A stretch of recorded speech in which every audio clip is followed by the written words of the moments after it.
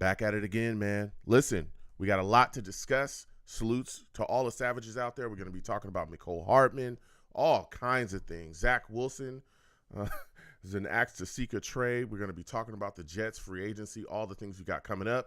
Call in 515-602-9639 is the number. All right, and we're going to get into it. Give me 1 second, folks. We're connecting the audio. Hold on.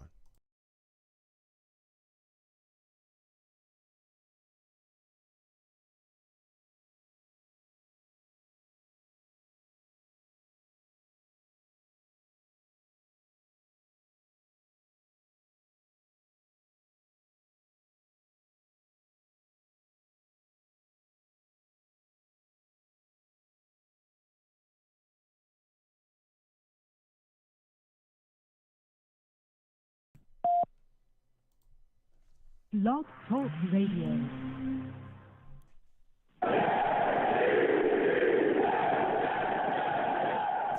What's going on, folks? It's your boy Long Beach Joe, and I am back at it again.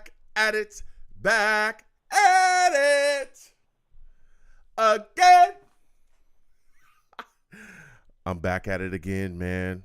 Listen, we got quite a bit to discuss. Free agency is coming up soon. We're going to be talking about that. Players that the New York Jets, need to possibly keep. But there's been a lot of things moving and shaking surrounding the New York Jets, all right?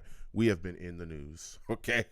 From Deion Dawkins bashing the Jets, having a lot to say, calling players out of their names, one of them mainly Michael Clemens, to Mecole Hardman, allegedly, I have to be very careful when I say this, allegedly, leaking information, leaking the New York Jets offensive game plan to the Chiefs and the Eagles. We're going to be talking about that. We're also going to be talking about Joe Douglas.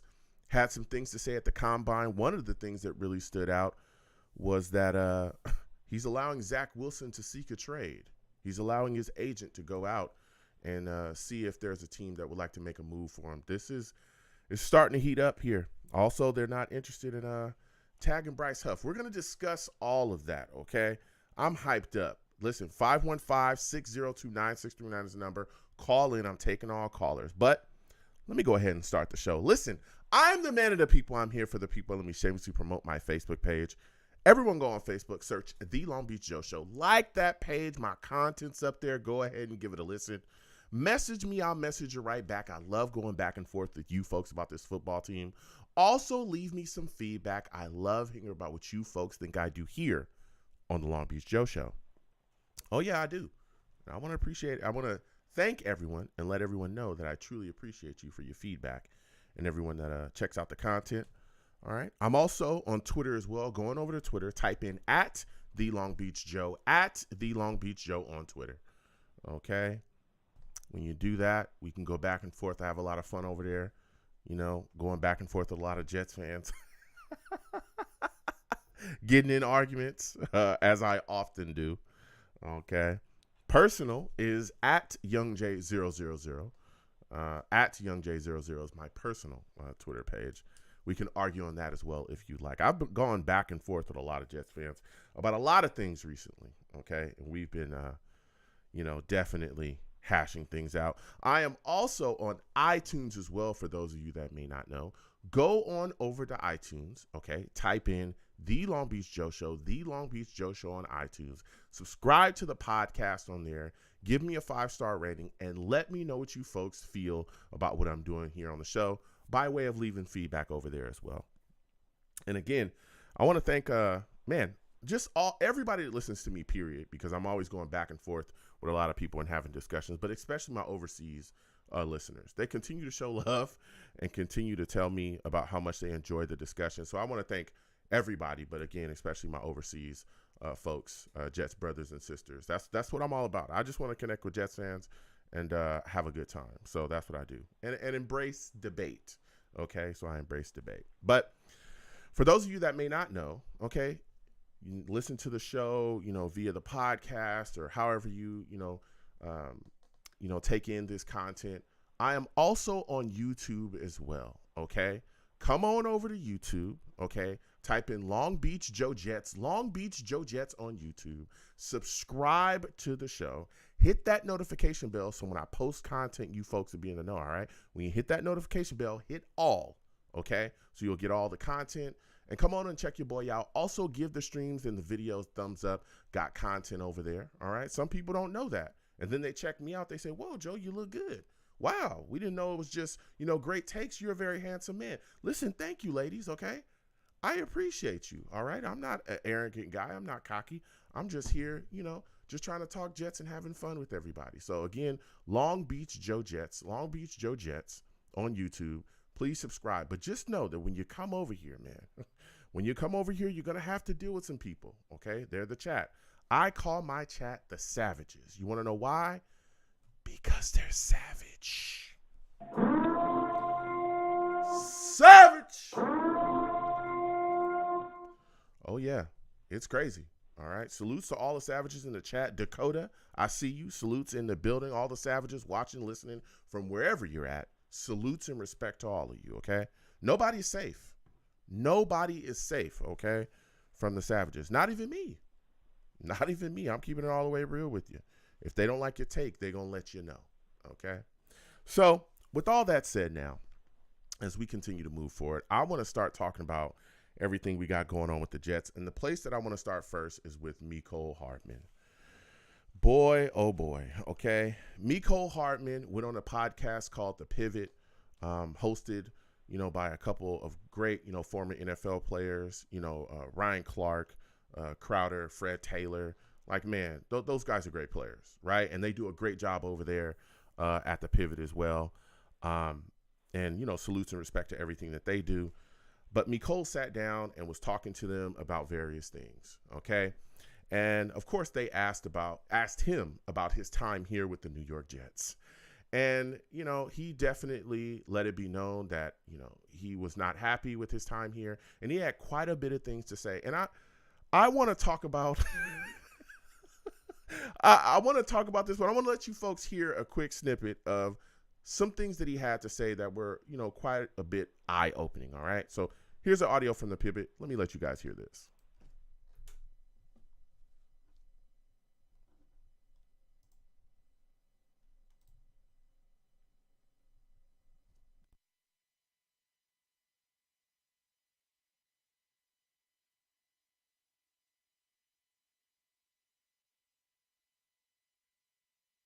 And I just feel like it's not an established. What went wrong with the Jets?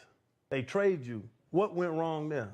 Y'all treat certain guys that shouldn't be treated like they should be treated. And I just feel like it's not an established coaching staff there as well. Like, you just got a new coaching staff that came in. It's no standard there. It's like everybody do what they want to do. And defense have a more of a stabilized standard with the coaching staff on that side.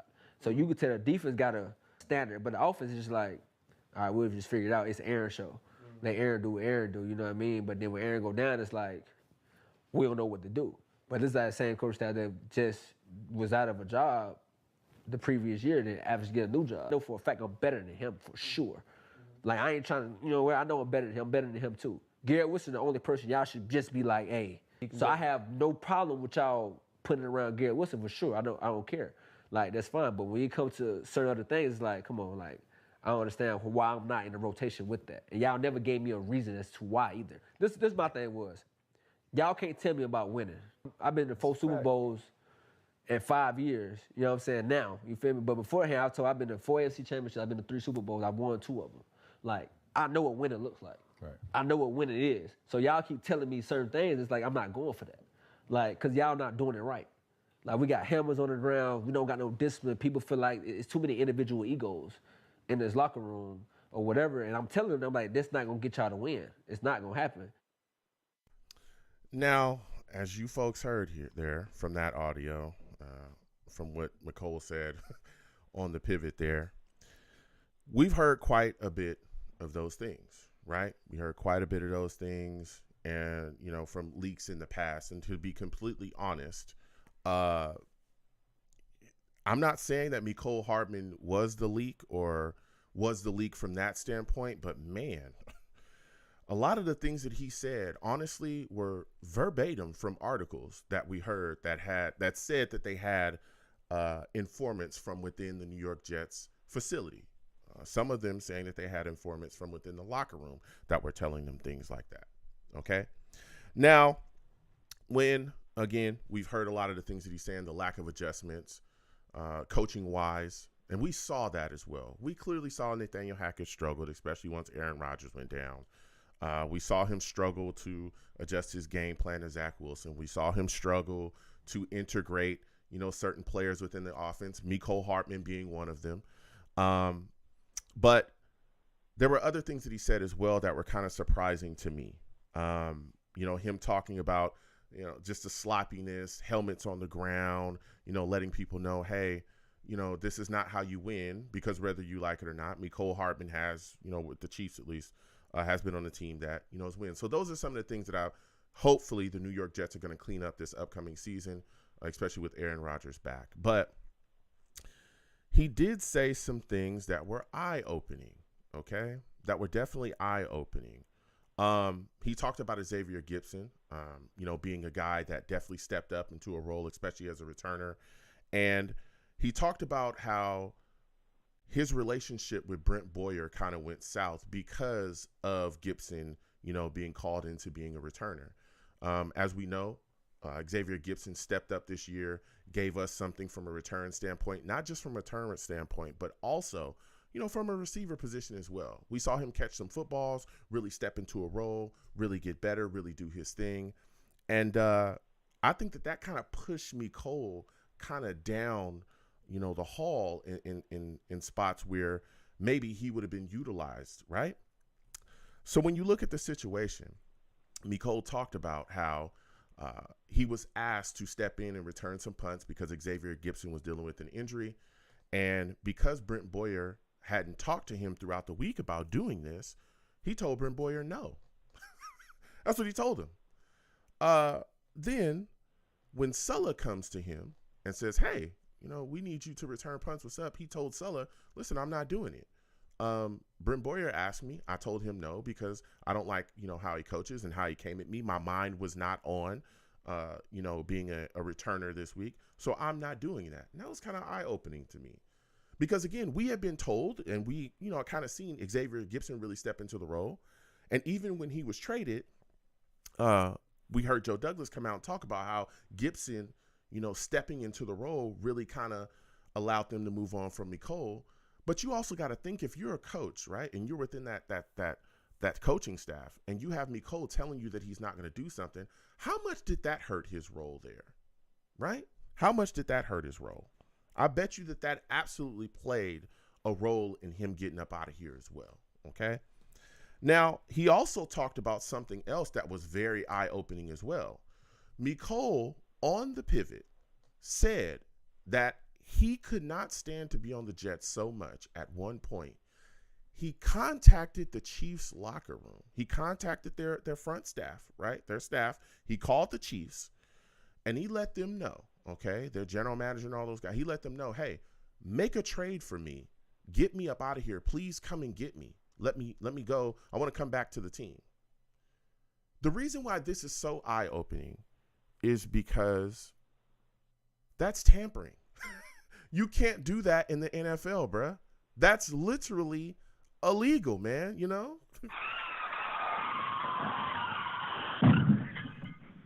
So it's like, okay, so you're just going to sit up here and admit that you contacted the Chiefs to make a trade for you, before we eventually moved on from him. Now, again, all of this that's just coming out now, I'm very sure that this was unbeknownst to the New York Jets at the time. But, wow, instead of just closing his mouth and moving forward, Mecole Hardman decides to come out, dump on the Jets, and then spiel, right, that he had contacted the Chiefs on his way to move on. Insane. Now, after this pivot situation and all the things that were talked about, all of a sudden, we start to see different things come about as well with this on the spin. And it came in the form of players, right, that were on the team coming out and kind of speaking to this situation. One of them, the first one, was Thomas Morstead. okay? A punter that we all know really did great work for the New York Jets this season, okay? And we hoping to have him re-sign and come back. Now, Morstead sent out a tweet, okay? And I'm going to read this tweet verbatim. Morstead says, "Be careful getting information from disgruntled former employees. Getting beat out by a rookie free agent after being guaranteed millions of dollars is tough to deal with. Entitlement is a killer of opportunity. You have to earn it every year." Now, clearly, this was a response to Mecole Hardman and what he had to say in the pivot, right? Okay.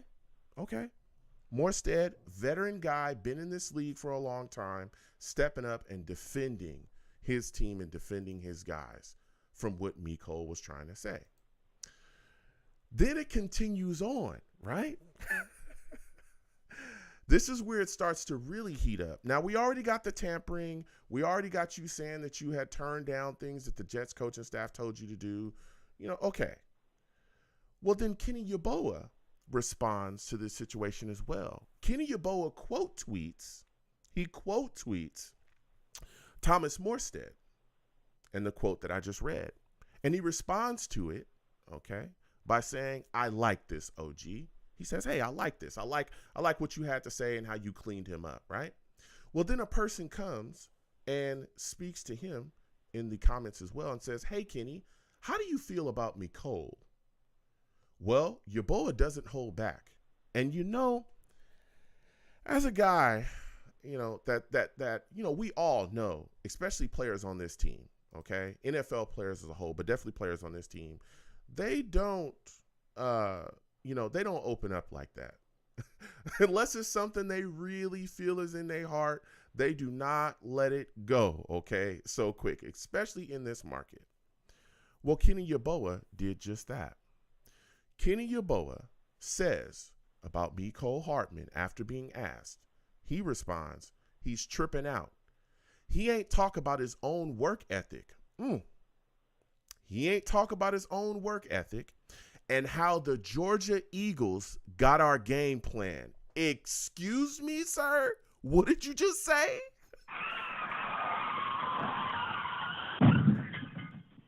Excuse me. The Georgia Eagles got our game plan? Interesting. Very interesting. Now, you could just look at that situation and go, okay, well, you know what? That's just Kenny Yeboah, right? Only Yeboah had something to say about that. No. No. Because Sauce Gardner also tweets as well. He tweeted it and then deleted it, okay? But we seen it. Sauce Gardner tweets, and this is after Yeboah. Sauce Gardner tweets, "We ain't going to talk about how our offensive game plan got leaked versus the Eagles, though." Now, it seems as if, to me, and clearly to everyone else, that there are Jets players that clearly, right, have an idea that Mecole Hardman leaked the New York Jets offensive game plan to not only the Eagles, but there's also talks that he leaked it to the Chiefs as well. Wow. I mean, wow. Right? How much? That is disgusting. Okay? Now, again, this is all alleged. This is all alleged. Okay? But it's interesting that Kenny Yeboah talked about the Georgia Eagles because we know that Mecole in Georgia, he went there. And I'm sure he's very tight with a lot of Georgia players. And what I will say is there's a lot of Eagles players, okay? There's quite a bit of Eagles players, especially some that they recently drafted, that's from Georgia. That's all I'm going to say, okay? Now, what's kind of surprising about that, right, is the Eagles, we beat them this year. That was one of the bigger wins of the season. The team performed very solidly. And even against the Chiefs, right, that was one of Zach Wilson's, premier games. I just find it very interesting to now hear about all these things from Mecole Hardman to hear about how he felt his time here went, to hear about how he contacted the Chiefs, which again is tampering. And I hope that the New York Jets front office contacts the NFL and they look into that. And I find it very interesting that a couple of players are coming out and saying that he's leaked information to teams. Now, he has come out, okay? He has come out and kind of backtracked his statements, especially about, specifically about the Chiefs, about him contacting the Chiefs. He said, hey, that's not something that I would do, all right? Now, what I find interesting is that there's so many players, especially again, Sauce Gardner is not some, small time guy. Okay. Like, why would these guys be coming out and saying that you're doing this? Now, again, he's also came out and addressed that as well, calling them false accusations about him and his character, and that he would never leak game plans to other teams, and that he's all about, making sure that you win no matter the cost. He's never going to help an opponent or give an opponent the upper hand. So allegedly, right? Allegedly, he leaked game plans to the Chiefs and the Eagles. But what I do find extremely interesting as well, outside of the tampering, outside of the leaks, the questions surrounding him and leaks, is how a lot of the things that he said sounded like they came directly out of those articles that were written. Very interesting. I will say that. So, Mecole Hardman, man, he's out of here, though. He's with the Chiefs, and he caught that last football and got him a Super Bowl. He's got himself another ring there. But, man, if it's true that he's the guy that was leaking and doing all that stuff, I am so glad that he's out of the New York Jets facility. I am so glad. Beyond myself. Happy. Because the last thing you want is a guy like that in your facility. All right? As we continue to move on, and we'll be talking about that again, 515-602-9639. 515-602-9639 is the number. Call in. We're taking all callers. I'll get to the lines in just a second. We got quite a bit to cover. The New York Jets have also released Laken Tomlinson as well, for those of you that may not know. The Jets released Laken, and they saved $8.1 million on the cap. Now, there was a lot of fans that I had discussions with that were upset about this situation. They were upset about Laken being moved on from. They said, Joe, hey, listen, that opens up another hole along our offensive line. And I'm like, did you guys watch the games? Because if you did, that hole was there whether he was here, whether he was going to be cut or actually playing, because he was so bad. Laken Tomlinson was a terrible left guard here. And don't try to sell me, okay? Don't try to sell me that Laken Tomlinson was bad because of Keith Carter. No, he's bad way before Keith Carter, okay? He was bad the day we got him. The first game, he was getting torched. Now, keep in mind, there was a time where we were more concerned about the right side of the offensive line. We were concerned about AVT at the time being over at right guard for the first time in his career. We were concerned about that right tackle spot with Max Mitchell, right? We were concerned about those things. But we quickly saw that the concern should not be on the right side, and it should absolutely be on the left side, because those are the guys that were getting cooked. And Laken was one of the guys that was getting bullied and pushed around over there, straight into a quarterback's lap. I remember it like it was yesterday. So I don't have a problem with the New York Jets moving on from Laken Tomlinson. Not at all. What it does do is it allows the New York Jets to take that $8.1 million and move forward and better this football team with that money and with those spots. Now, I will tell you this, though. This does open up an opportunity for Vera Tucker to possibly move back to left guard and stay at left guard for the season. That's something that I would like to see, because Vera Tucker, we've seen him all over the place. Left tackle, right tackle. Started at left guard, played right guard as well. Only thing he didn't play on the team, only thing he hasn't played is center. I don't think he hasn't played center yet, but I'm very sure that he could do that as well, right? But I want to see him put in the spot and stay there. And I think left guard, with that now clearly opening up because we're moving on from Laken, I think would be a good move for AVT. I know there's a lot of people talking about moving him or keeping him at right guard, or even moving him back out to right tackle. If anything, I want to see him stay in the interior, whether it be right guard, but definitely I'd like to see him move back to left guard and kept there for the rest of this season. And again, there's some guards as well that the New York Jets could end up going after in free agency, which is coming up, okay, that I think are going to be out there or could be out there that could definitely help the New York Jets interior of their offensive line, which we need to do because, again, if we have Super Bowl expectations, right, if that's what we have this upcoming season, then guess what? We're going to need to protect Aaron Rodgers. That's what you're going to have to do. Because if you don't, you're going to be in a lot of trouble. Okay? Ezra Cleveland from the Jags, I think, would be great for us. Kevin Zeitler from the Ravens, I think, would be nice. Robert Hunt from the Dolphins. Kevin Dotson from the Rams. Those are all guys that the New York Jets could end up targeting that I think would be great moves for us. Okay? Great moves for us. So, it's very, very interesting to see what's going on here and see how the New York Jets are going to address that offensive line position. So I hope Joe Douglas is going to be able to get things done. Now, as we continue to talk about this team, because the Jets have so many things going on. They have so much happening, man. All right. Joe Douglas actually sat down and spoke with the media at the Combine. Okay. He had quite a bit to say, man. He started off by talking about the comments that Mecole Hardman made. Okay, he said that the comments that Mecole Hardman made about contacting the Chiefs definitely resonated with him. Okay, and I think when he says that, that the comments resonated with him, I think he's saying, he's definitely going to be looking to contact the NFL about tampering, as he should. Now that's what I believe he's saying. Okay. As he should, because that is egregious, okay? So I'm hoping that he does go forward and contacts the NFL, and I hope they do an investigation and, see if they can slam the Chiefs with something there, because that's egregious, okay? He also talked about Woody Johnson, as we know that Woody Johnson came out this offseason and recently and talked about his frustrations with the team. He did rip into Zach Wilson, which he should not have done.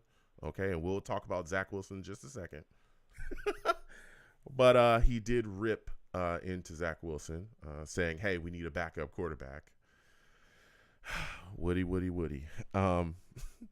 But Woody Johnson also did talk about his frustrations here. Okay, talked about his frustrations with last season, the way things turned out, and, basically made it known that, Robert Saleh and Joe Douglas, they got to get things together or – there can be some changes. Now, he didn't say that there was going to be a playoff mandate or nothing, but he did say, they've got to win more games than just what they won this year. Now, Joe Douglas, okay, at the Combine, when he sat down with the media, he said that he mirrored Woody's frustration, with the way that the season ended and how everything went throughout the season. He also talked about how, the position that they're in, okay? And we all know this is the New York Jets, right? This is a franchise that is in a media hotbed. Everybody, we haven't won in a while, all those things. We all know that, right? And he said inherently that comes with pressure.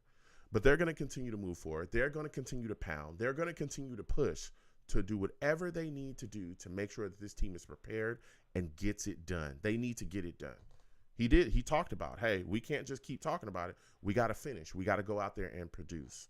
He also talked about how he identifies, they clearly identified what's wrong. They know that what's wrong with the team, and they've got to fix it. So they have, a clear set, clearly, it must be a clear set plan to attack certain position groups to continue forward and make this team better. And I think clearly the biggest position group that they're going to attack is going to be the Jets' offensive line. I know a lot of people, clearly, we all watch the Jets week in and week out. Our offensive line is putrid.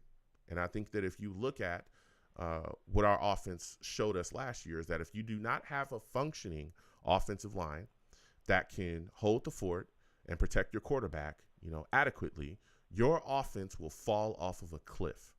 Okay? Your offense will fall off of a cliff. All right? So I think that's a position that they're going to address, and we'll see how things move forward with that. Also, Joe Douglas, speaking at the Combine, also talked about Bryce Huff. We've all been wondering about Bryce Huff and what's going on with him. We've all been wondering this, okay? How are they going to handle his situation? We know that he's up for a contract. We know that he's, really graded out as one of the top pass rushers in the league. He's getting after it. This guy can move, all right? And he's a Jet. He's a real Jet, a guy that we brought in, undrafted free agent. We all know what Bryce Huff has been able to do here. And every year he's just gotten better and better and better. 10.5 sacks this year, led the New York Jets in sacks. So when asked about Huff and the situation, Joe Douglas says that the Jets' plans as of now, okay? He said the Jets' plans as of now are not to franchise Huff. He said that they will have productive talks in the future. Boy, oh boy. Boy, oh boy, let me tell you something. I hope and pray that Joe Douglas takes care of this situation with Huff. Okay, now keep in mind, the Jets have until March 5th to place that tag, the franchise tag, on Huff if they decide to go that way, because he did say as of now, okay? Maybe things change. But as of now, they have until March 5th to place that franchise tag on Bryce Huff if they decide to change their minds, okay? Now, that franchise tag will carry a $21.3 million charge, okay? Now, you look at this situation, man. I would love to see Bryce Huff stay a New York Jet, okay? And the reason why I would like to see him stay a New York Jet is because if we have Super Bowl expectations and we truly want to compete with these teams in the AFC that are just monstrous, right? You look at the litany of great quarterbacks that's in the AFC, right? I actually just name a couple off the top of my head. I'm sure y'all can go crazy in the chat. Salutes to all the Savages, J.E., Dakota, everybody that's in here, man. You know what I'm saying? All the Savages going back and forth. Todd, Seth, Jay, salutes, all right? Listen, you got, Josh Allen is in our division. You got Herbert. You got C.J. Stroud, who's a young guy, clearly that's looking like he is going to be a beast as his career continues, right? You got all these other guys, Joe Burrow, Lamar Jackson. I can keep naming names, but we all know, right? The final boss, the final boss, right? The big man on top of the mountain, Patrick Mahomes. If you do not have a pass rush, right, a consistent, adequate pass rush to get after him, you're going to lose. And you're going to lose every time. We've seen this, right? Especially, and this is what blows my mind when I speak to so many Jets fans about this situation, is because for years, we didn't have a pass rush. For years. I remember after John Abraham, there was like a decade where there was really nobody that we could consistently lean on to be a pass rusher here. Okay? And we saw how that hurt us.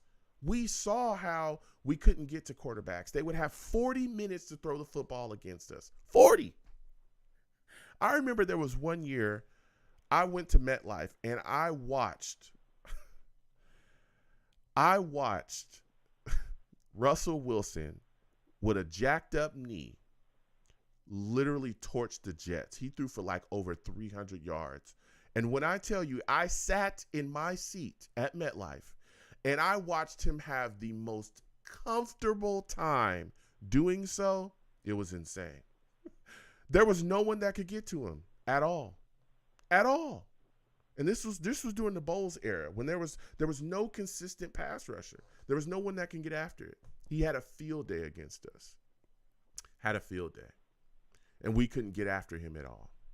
And so when I look at this situation, I say to myself, and I'm reminded of those times, and I watched this guy come in here and have 10.5 sacks, double-digit sacks for us. And I'm looking at the situation here, and I'm saying, Joe Douglas has to find a way to get this guy re-signed. He has to find a way. I'm thinking anywhere from 17 to 19 million is going to get you Bryce Huff and keep him here for years to come. And I believe that the New York Jets must do that. Because if you're talking about winning a Super Bowl, I just talked about Patrick Mahomes. I want this to be very clear. Don't think he's the only guy that can shred you, because Joe Burrow, he'll take you to school as well. You don't get pressure on him. Good Lord, Jamal, goodness gracious, excuse me, Lamar Jackson. Whoa, play around with Lamar Jackson and don't get a pass rush on him, and see how he'll throw for 700 yards against you. See how he does it, right? Because after Bryce Huff, right, you have Jermaine Johnson, who's a great player. He's a very good player. Pro Bowler. He had 7.5 sacks this year, right? He's going to have double-digit sacks next season if Bryce Huff is gone, if his impact is gone. But then after Jermaine Johnson, there's a lot of question marks, right? The next guy that we're hoping to really take that next step forward will be Will McDonald. Just drafted him, right? But can you really say that Will McDonald is ready to step up and have double-digit sacks next season? I don't know if you can at this point. Will McDonald, you look at his rookie year, he was deactivated for a bunch of games, right? Play was a bit up and down. And again, he's a rookie. You're going to see that. Plays up and down. I think he only had like 3 sacks this year. You're going to be asking that guy to come in and get you double-digit sacks and consistent pressure, and he has to, right? He has to in year 2 with Super Bowl expectations. That's a lot to put on him, man. That's a lot to put on him. That's a lot. Okay? And honestly, after those two guys, if Huff is let go, after those two guys, you don't have anything consistent there pass rushing wise. Don't try to sell me on John Franklin Myers, because John Franklin Myers is not a consistent pass rusher. And we all know that because there was a season, the first year, we got Carl Lawson. He got injured and was down for the year. We tried to depend on John Franklin Myers, and we couldn't. He would disappear in games. So I think that letting Huff go would hurt the New York Jets, but especially letting him go for nothing would hurt the Jets. If you cannot get a deal done, and I'll come to the chat in just a second. Salutes to all the savages in the chat, okay? I'll come to y'all in just a second. If you can't get a deal done with Huff, if you cannot get him signed, you damn sure better franchise that man and work out a trade. Don't let him walk out the door for free. Don't do that. Do not do that. That would be catastrophic. If you just let him walk out the door, sign with another team, and then you end up struggling during this season trying to get consistent pass rush on quarterbacks in the AFC. That would suck. And that would absolutely put a light on Joe Douglas and Sulla, on this staff, especially if the Jets don't perform. That could definitely put them on the road to being up out of here. Salutes to GVH. I see you in the chat, Savage. GVH says, what are we doing with our D-line this upcoming year will be interesting. But losing Huff, restructuring John Franklin Myers, or losing all of our interior guys minus Williams, we will struggle to get to the QB without a rotation. That's exactly what I'm saying. And when you look at all these guys that we're going to be facing, all these offenses, if you come in with a 3-headed monster, right, with a Huff that we've seen already 10.5, you're thinking he's definitely going to get better this next upcoming season, right? Jermaine Johnson really taking the next step as well. And then you got Will McDonald really taking that next step forward to really add the push, add the boost to the pass rush as well. You come in with a 3-headed monster, you're definitely going to be able to really compete with these top teams. You're going to be able to do that. And I say that because if you look around this league, right, even if we just stay in our division, there's a reason why the Bills went out and got Von Miller. There's a reason why they did that. It was because they seen with the mountaintop who's up there. They've seen it, okay? They were a team that was competing and still can compete to be in a Super Bowl, okay? They were one of the teams that were thought as a team that could absolutely compete to be in a Super Bowl and win a Super Bowl. And they kept matching up with these Chiefs, and they said, you know what, we gotta do more. And they already had Rousseau and Ed Oliver, and we can keep naming the names over there that get after the quarterback. They had a good pass rush already.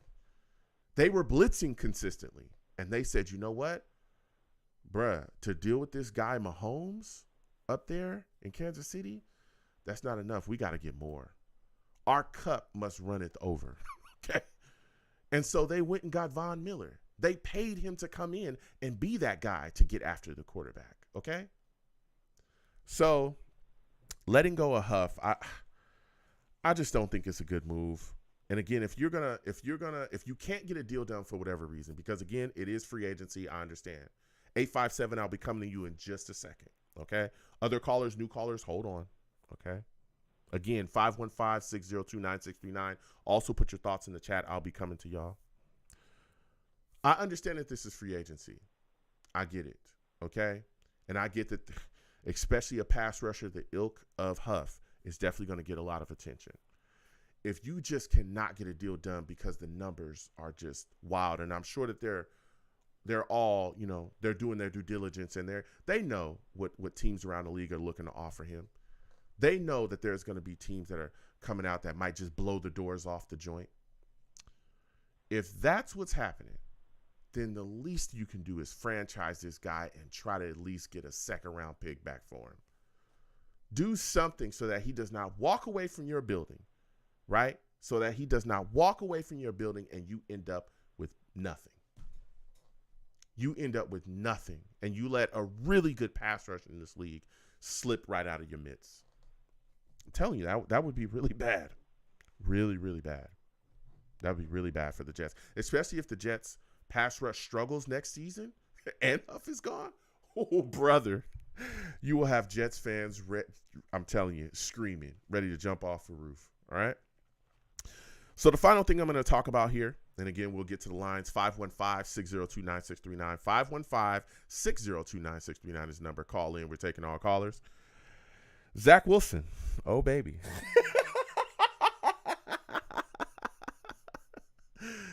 Zach Wilson. Joe Douglas talked about him as well, all right? Now, Joe Douglas sat down again with the media, and he was talking with them about different things on the team.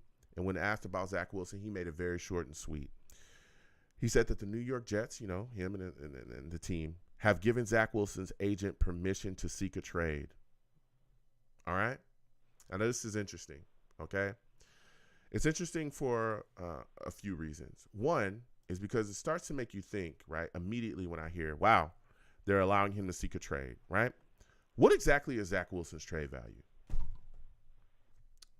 And I'm racking my brain, and I'm like, what could it be?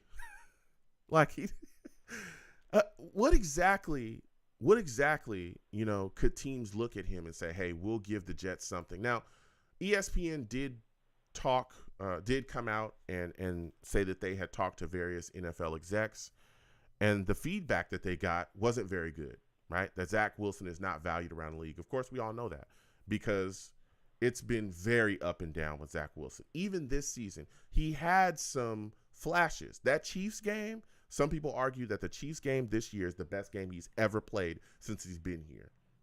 That Zach Wilson that we saw in that Chiefs game was could be a top quarterback in this league. But the problem is that Chiefs game wasn't consistent, right? Very up and down. And people talk about a lot of different things from protection to whatever else, right?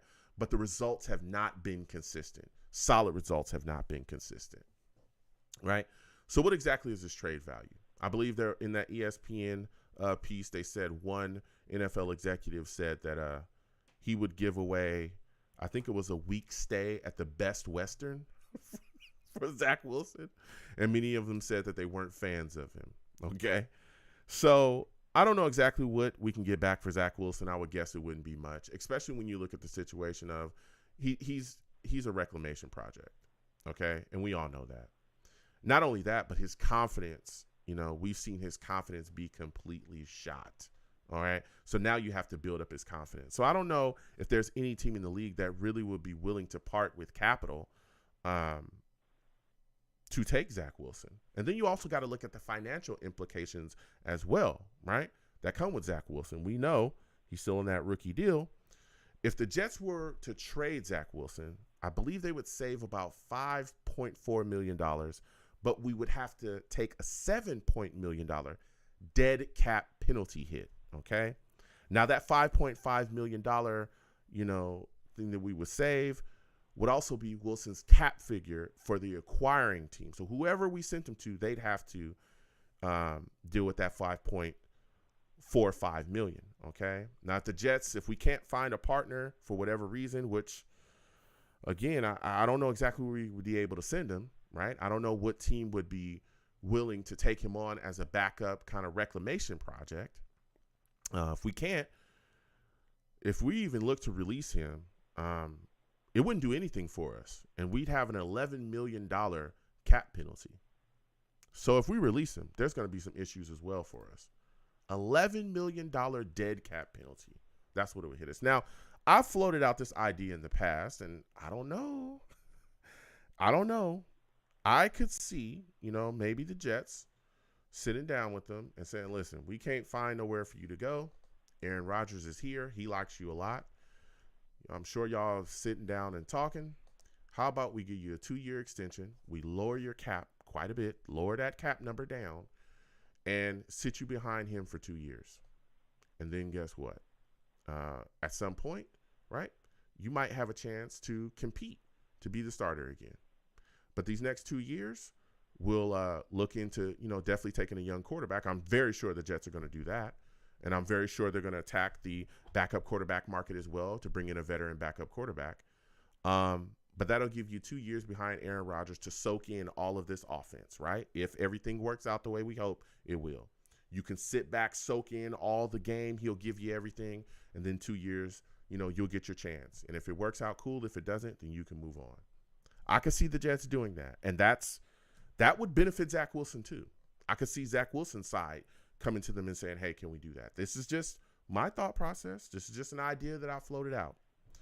But I don't know exactly who's going to take Zach Wilson. I really don't. I don't know who would trade for him at all. And I know that there's been a lot of talk about the Rams being a trade partner.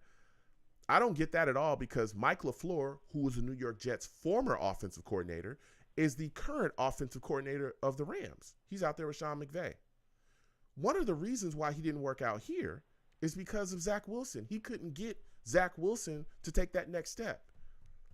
And, throughout the media, right, there was a lot of talk that it was very clear that the relationship between Mike LaFleur and Zach Wilson just fell apart.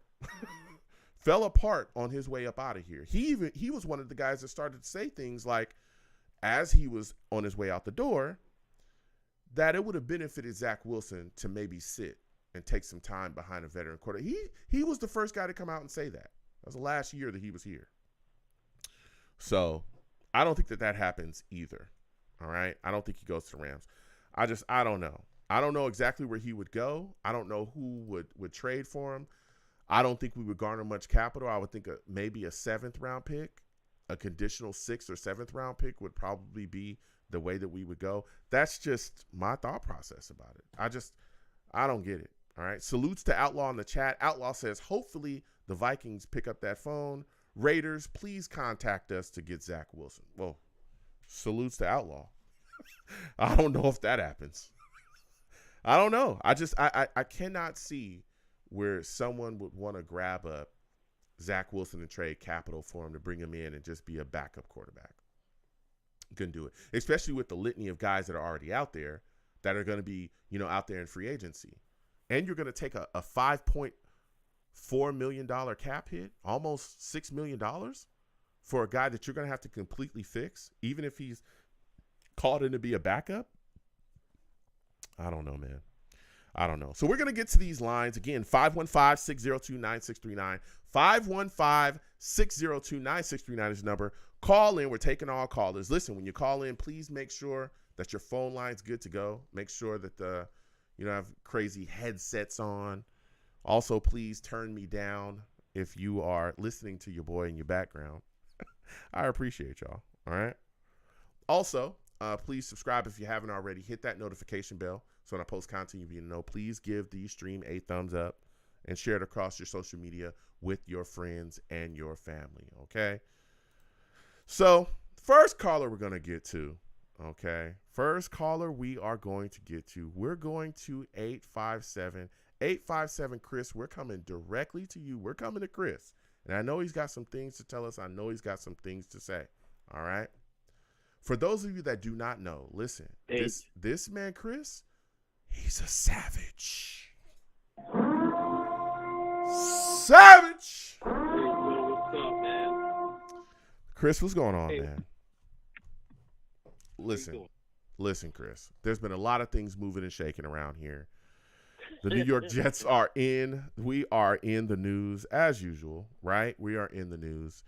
Give me your thoughts. I want to start off with this Mecole Hardman situation first. What are your thoughts about him talking about contacting the Chiefs and, according to, Jets players, Sauce, it seemed like Kenny Yeboah coming out and saying that he leaked, the Jets game plan to the Eagles, and there's also rumors that he leaked it to the Chiefs as well. What are your thoughts about this whole situation with him, man? Well, if other players, I mean, it's testament. Usually with the Jets, that kind of stuff would have revealed itself during the season. It's testimony that it came out this far, so you want to give them at least credit for that. But that's disgraceful. I mean, Mecole Hardman's always been a class guy. He's never really, dogged teams. He's never really said anything. He's really been a guy that had a lot of integrity. I'm surprised that he went in on the Jets like that, because he really don't really say anything too much about anything else. I mean, I guess he's disappointed in his role, and he was beat out by Xavier Gibson. So that was the problem with him. He was upset about it, about being beat out by an undrafted rookie. But yeah. I mean, this is the NFL, man. Listen, like I said, just because you're a number one pick doesn't mean you have a right to stuff. You still got to earn it. Yeah, that's a fact. He was upset about it. Yeah, that's a fact, and even more said, spoke up and said something like that as well. Getting beat out by an undrafted guy, I'm pretty sure it's going to sting, especially when you're guaranteed money. But here's the deal: we all know that the Jets preach competition at every position. We know that, right? So you're going to compete for your spot, right. And if you ain't getting it done, bro, you ain't getting it done. But I would just, and again, even some of the things that he said about the coaches, about the offensive, game planning and the lack of adjustments. And once Aaron Rodgers went down, things just kind of went haywire. I think we all kind of looked and said, hey, even though Xavier Gibson was stepping up, that there's possibly some kind of way that they would have utilized Mecole better. But I also think, and I talked about this earlier, that him refusing to return punts, I think could have soured his relationship with the coaching staff as well. I mean, don't you think that could have played a role? Yeah, I think that, this is a team game. Nobody's promised a position. You're supposed to do what's best for the team. I'm sure Patrick Mahomes asked him to return punts. He'd do it. Andy Reid. Yeah. So, I mean, what's the difference? I mean, getting on the field is getting on the field. Yep. I mean, if you return a couple of punts, that's it. But, I mean, for him, as a player that's been injured for years and years and years and years, who haven't really stayed healthy, has a problem with health over his life of his career, he's got to put something on tape. Mm-hmm. And if you put something on tape, that's how you keep the job, Mm-hmm. So, I mean, this is gonna affect his career. He shouldn't have said anything, man. Mm-hmm. He should have said, shut up and say, this didn't work out. Those guys, there's a great guys on the team, but he wants to, he's feeling himself because he caught that pass in the Super Bowl. Mm-hmm. Yeah. So, I mean, he caught one pass.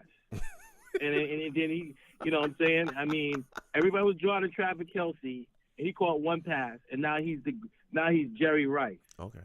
I mean, come on, man. Yeah. I mean, that's not like some great play that, like, what's his name? Amani Toomer, or that's not some great play where you catch it on your head, and you just did an in route where everybody was drawing Charles Kelce, and the game plan was there, and you had the best quarterback in the last 20 years to come out. I mean, you're not that special. Yeah. Listen, he's feeling himself. I will say that. Man, I look at it and I just say, man, if he would have kept his mouth shut and just walked away and, take your ring, take your stuff and go on about your business, your life would have been, much better than it could be, going forward. Especially, again, I'm pretty sure that Joe Douglas is going to pursue making sure that the NFL gets all in their business with this situation with tampering with the Chiefs and him possibly, like he said, at least contacting the Chiefs to get him away from the Jets. Now, as we continue to talk about this football team, we continue to talk about the Jets. What are your thoughts about Joe Douglas coming out and saying that they are allowing Zach Wilson and his agent to seek a trade, man? What are your thoughts about that? And what kind of trade value do you think Zach Wilson even has? I don't know what kind of trade value he has. Maybe we should force the Kansas City Chiefs to take it. Maybe we need to do that. Maybe we need to force say, hey, we'll probably think you got to take Zach Wilson off our hands. Zach is a guy that, when he came into the league, I never thought that he would be the guy that they thought he would be.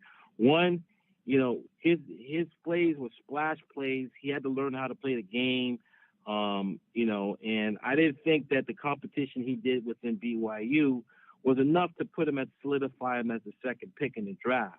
I thought the Jets was going to draft a quarterback. I thought it should have been Justin Fields. You know that I've said that on your show many times about Justin Fields, I was pounding for Justin. I said this guy is from BYU. We don't know about him. He gets hurt a lot. We don't know nothing about guys like that that don't face competition and read defenses and stuff like that. We don't know them. So, he's still learning as a quarterback. Maybe sitting 2 years, like you said, behind Rodgers is the best thing for him because you got to read defenses, man. You got to be a quarterback. Yeah, and I know that there's a lot of people talking about moving on from him, especially again since Joe Douglas put this out. But I'm just struggling to figure out what team would actually trade for him. Like who's really going to give you capital for him? And I know that people bring up like Trey Lance and stuff like that, right? And the problem with that example is there was kind of a era of unknown about Trey Lance because you figured, hey, does he have the talent? He got hurt so much. And they were like, hey, does he have the talent to do that? Right. There's no real question marks about Zach Wilson and where he is because he struggled so much. And not only struggled on the field where we saw the interceptions and the up and down play, there were flashes here and there, but nothing consistent. But then when you look at the confidence issues, when you look at, he literally got up on I think it was a post game, speaking with the media and talked about how his confidence was just shot. He said it himself that his confidence was shot. And so it was like, dude, you're pretty much going to have to completely rebuild this guy, completely. And then, again, the leaks coming from within the facility, whether you believe them or not, also about him aren't going to help his trade value either. The same way that we can hear them, other teams around the NFL hear that stuff too. You know what I'm saying? So I don't know. I don't know exactly what we. I think he's going to. I think they're giving him option to make a trade because, like you said, the plan is not to take any cap hit. No. The plan is to maybe stash him in the closet. Yeah. That's what I'm hoping. So as we continue, to go on, and we're talking about this football team and just where they're at, man. What are your thoughts about Joe Douglas also coming out and saying that they're not going to tag Bryce Huff as of now? I mean, could you see Bryce Huff actually walking away from this football team for nothing? I think that they'll give him. But here's the thing, Joe, and this is what I've been thinking about. Teams around the league don't view Bryce Huff as like a pass rush. They look at the Jets defense with these guys up front that they have. They don't? Like Jermaine Johnson, Quentin Williams. No. How? Because this is the why. This is okay. the thing. I'm listening. Go ahead. This is the thing. You have Jermaine Johnson. You have Quentin Williams. You have the other gentleman. I forget his name. You have all these guys up front. and Bryce Huff is a rotation player. Mm-hmm. Okay, you're gonna double team Quentin, and Jermaine Johnson is a monster. Okay, there's no doubt about that. He's only gonna get better. Okay, so you got this guy that's coming off the thing who can't rush the passer, but the thing is that he's a rotational player. How's he gonna do every down? So he may be on his value may be only $10 to $15 million, which we can pay maybe 17. But to go up to $23, $24 million a year is crazy. We don't know how Bryce Huff is going to be when he has to play every down. Like Jermaine Johnson is a monster, man, and Quentin Williams, you have to double team him all the time, and you still can't guard Quentin Williams. You know what I'm saying? Well, here's so at that point, somebody's left open. I don't view Bryce Huff as a John Abraham. I view him some more like maybe a Calvin Pace type guy, because John Abraham could win one-on-one matchups. Like he can put his hands in the ground and beat you off the thing, And I think we could get that out of if he did leave. I think we can get 20. We can get 50% of that out of another pass rusher, and then what we could do is I think Jermaine Johnson's going to become better. I think he's going to be. Okay, so here's the thing, and I want to give the flip side to that argument. I want to debate this because I don't think the teams around the league see Bryce Huff and don't think that he's a guy that can rush the passer, because they all have eyes. When you look at this, when you look at the breakdown, the statistic, when you look at a lot of the things around the league and what makes up from hurries to pressures and all of those things, all of the metrics, he's near the top of all those metrics, all of them. Right? Everyone around the league knows that Bryce Huff can rush the passer. If you listen to any, guys that are analysts, anybody, they all know that he can rush the passer and get after it. The issue with a lot of Jets fans talking about, well, he's not an every down player. We all know that the New York Jets have a heavy rotation. That's their defensive line plan. Did anybody forget when Jets fans were bashing Jeff Ulbrich because Quentin Williams was being rotated so much, and he literally came out, and this was when they first got here. He literally came out and said, we're going to do that because that's part of our scheme. That's how it works. And then people laid off of him for it. That's how it works. So none of our players are just playing every single down. It's always been a heavy rotation for everybody else. Here's the thing that I don't understand with Jets fans. Jermaine Johnson is a great player. He had 7.5 sacks this year. Bryce Huff was the only guy in double digits. If it's so easy to get sacks because Quentin Williams is in double teams, how come nobody else has double-digit sacks? How come nobody else does? Here's what I'm saying. If it's so easy, how come nobody else is doing it? Right. Let me explain it. When Jermaine Johnson is lining up on the line, okay, and like I said, in the scope of the offense, okay, you see Jermaine Johnson and you see, you're not really like I said, there's some guys you're like game planning for on the defense, like Myles Garrett. You're game planning for Myles Garrett. You don't know what you could do with Myles Garrett. Myles Garrett just will bust you over, no matter what you do. Quentin Williams is just a guy that just takes off the defense, in the scope of the defense. They just come at you all the time, and I think that for me.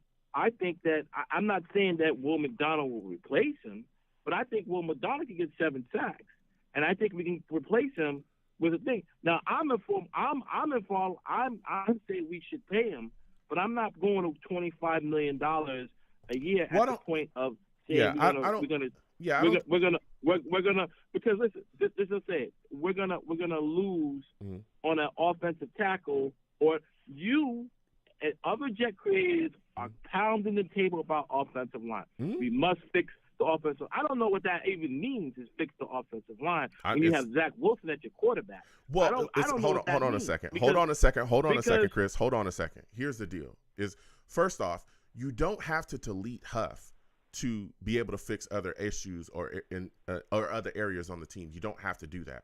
I don't think we're going to have to pay $25 million. The franchise tag by itself is, I think it's $21 million. If it was that serious, they would just franchise them. They're not going to go up that high. But I do think 17 to 19 million is probably where you're going to land. But at the end of the day, you're talking about, and we've talked about before, you talked about next year being a Super Bowl or bust year for the New York Jets. All right? It is. Quentin Williams, phenomenal player. but he's not enough to beat Patrick Mahomes by himself. He's not. There's reasons why the Bills and the Ravens and all these other teams go and get pass rushers, right? Go get extra guys in the offseason because they know what time it is. And we need to know that as well. Right. I understand what you're talking. Listen, Jermaine Johnson is a great player. He is. He's a Pro Bowler. I love him. I'm hoping that Will McDonald takes the next step. I like him as well. I was one of the guys we were here live. I like the pick. But I want more. If we're talking about winning a Super Bowl, you need more. You need more. We're talking about Patrick Mahomes. Bruh, what about Lamar Jackson? He will destroy you if you don't find a couple of people that are going to be able to get after it and get to him. So, no, look, I get it. We're not going to have to overspend. I don't think we're going to have to go that crazy. I do think he's going to get some offers that are going to blow the doors off, and it's going to push us up. That's why I say like that $19 million range is that's the top of the range there. But here's the deal: you've got to do what you can you got to do what you can to retain this guy. Because if you don't, you're going to be in a lot of trouble next season. You're going to be in a lot of trouble. Because I remember the days when we couldn't get to quarterbacks. I remember that like it was yesterday, and it was not fun watching us get scorched. And even with you talking about the offensive line, it's very simple and easy to fix. Everybody keeps talking about the offensive line and Zach Wilson. Yes, Zach Wilson is not a great quarterback. We all know that. But does anybody remember how Zach Wilson became the starting quarterback in the New York Jets? It was because the same offensive line allowed Aaron Rodgers to get mauled in game 1. How are we constantly forgetting that? How are we forgetting that? Because I remember it. Okay? But this is what Fix I'm saying. the offensive line. Okay, so go get a tackle. Go get a guard, and then draft another tackle. Not that hard. It ain't rocket science. I'll give you the final word. Let me debate you on that. Let me debate you on the offensive line. Yeah, go ahead. Jet concrete traded. Okay? You guys everyone keeps talking about the offensive line and fixing the offensive line. Okay? You stuck a broken down Dwayne Brown on left tackle. Okay? If you have Mekhi Becton there, right? Is Aaron Rodgers injured? No, he's not. And I'm just saying that I'm up here, okay, in this area, okay, in this area where Tom Brady. I've seen Tom Brady have great offensive lines, right? Mm-hmm. The offensive line is great, but these guys when they leave, they're garbage. They're not that good. They're getting cut. And it's like, well, why was they so good? Because Tom Brady knew and got the scheme away. And that's one of the things that people got to understand about that and Nathaniel Hackett and all this stuff. Sometimes the offensive coordinator, like Josh McDaniels, didn't work as a coach. He sucks as a coach, but great offensive coordinator with Tom Brady. Byron Leftwich sucked as a thing, but he's a great quarterback with Tom Brady. Again, Adam Gase stinks, but he's good with Tom Brady. These are the things that we have to understand is that Aaron Rodgers is with Nathaniel Hackett, and he'll be good with Nathaniel Hackett because sometimes Rodgers sees things that he don't. I'm saying if if they kept the same offensive line, okay, and they put Connor, the new guy that they drafted to Pittsburgh on the right-hand side, they'd be fine. Warren. You know why? No, he wouldn't. Yeah, he struggled because this year. You know what? This is what I'm saying. Why do you guys think that you could stick a rookie right in there and they're going to dominate? That doesn't happen on offensive line. That happens in wide receivers, running backs, and wide receivers. That's not true. Offensive line, you have to take 2 or 3 years to learn. That is not true. Mekhi Becton's first. Hold on, Chris. Mekhi Becton's first year here, he was very dominant, and he played at left tackle his rookie year. That blows up your argument. You're talking about bringing Mekhi Becton back. You've been a guy talking about bringing him back. His first year is what we're all hanging on to because he showed so much unbelievable potential, right? And he was dominant his first year. Everybody talked about it. So what are you talking about? And then the second part of that is if you hold on a second. If Mekhi Becton had started at right tackle, right, or started at left tackle, who the hell would have been the right tackle? There was nobody over there. Don't give me Max Mitchell. He was trash last season. Don't talk to me about Carter Warren. He wasn't very good either. And Dwayne Brown doesn't play right tackle. But you think Fawaga's going to come in here from? I know you out there in the Pac-10. You think he's going to come out here and deal against these guys like the guys from the Bills and these guys from Patriots, and he's going to blow these guys off? Yeah, you I do. Really think that he's going to come in there and he's going to do it? Yeah, I think he's You going to be. think he can guard these guys? Yes, I think he's going to be solid. But I don't think hold so. on a second, Chris. What I don't think you understand is I don't think we have much of a choice, because I don't think you can sign a left tackle, a starting, right? If we're talking about like upgrading the line, I don't think you're going to be able to sign two top tackles in free agency and a guard. We don't have enough money to do that, especially if we're talking about bringing back Bryce Huff, especially if we're talking about bringing back Jordan Whitehead, especially if we're talking about bringing back Zerline and Morstead, which are all critical points. Those guys are not going to come back cheap, right? Especially not Huff. We just talked about 17 to 19 million. What the hell do you think these top tackles are going to want to get paid? They're going to ball out. Are you insane? So how are you going to do all that? But this is what and I'm then saying. have enough capital to pass on a top tackle in this year's draft? You're not going to be able to do that. I personally believe, sitting right here, right now, that the New York Jets are going to try to address the offensive line in free agency. But I personally believe we're going to have a hole somewhere along our offensive line, whether it be right tackle or left tackle. And I believe we're going to have to draft that. And this is the perfect draft to do that, because there's so many good tackles in this one.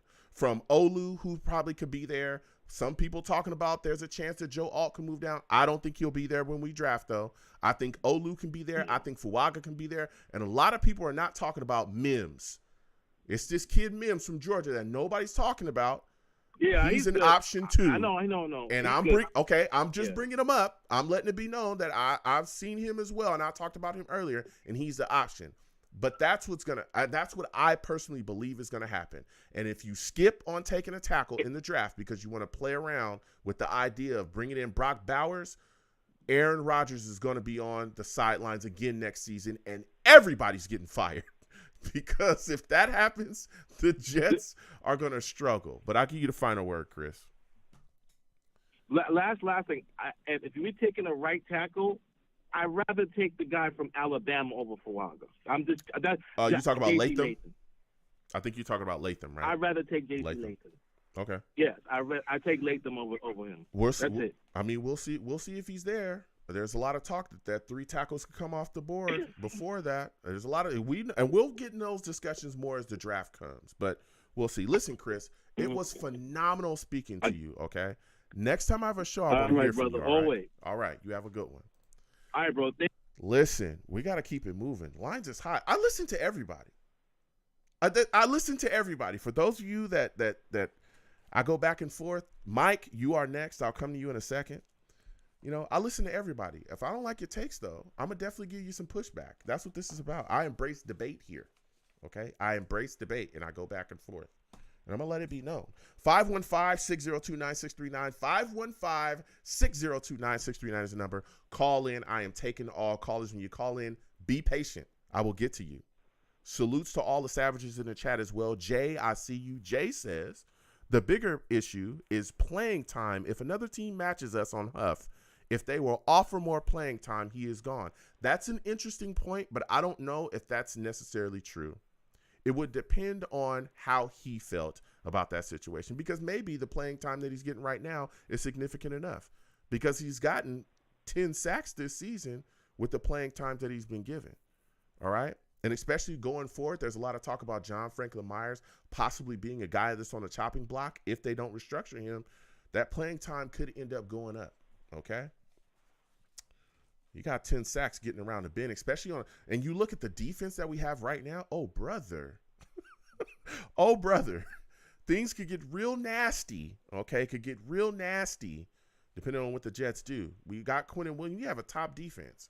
You know, that's one thing that I'm sure Huff is looking at as well. He doesn't want to go somewhere else and fall off of a cliff, right? You still want to have that production. So if you can get paid and still stay in a scheme that has benefited you greatly, that has paid dividends for you on a coaching staff that we know that he likes, that could be the coattails that we pull, the heartstrings that we pull to keep him a Jet, along with the cash, though.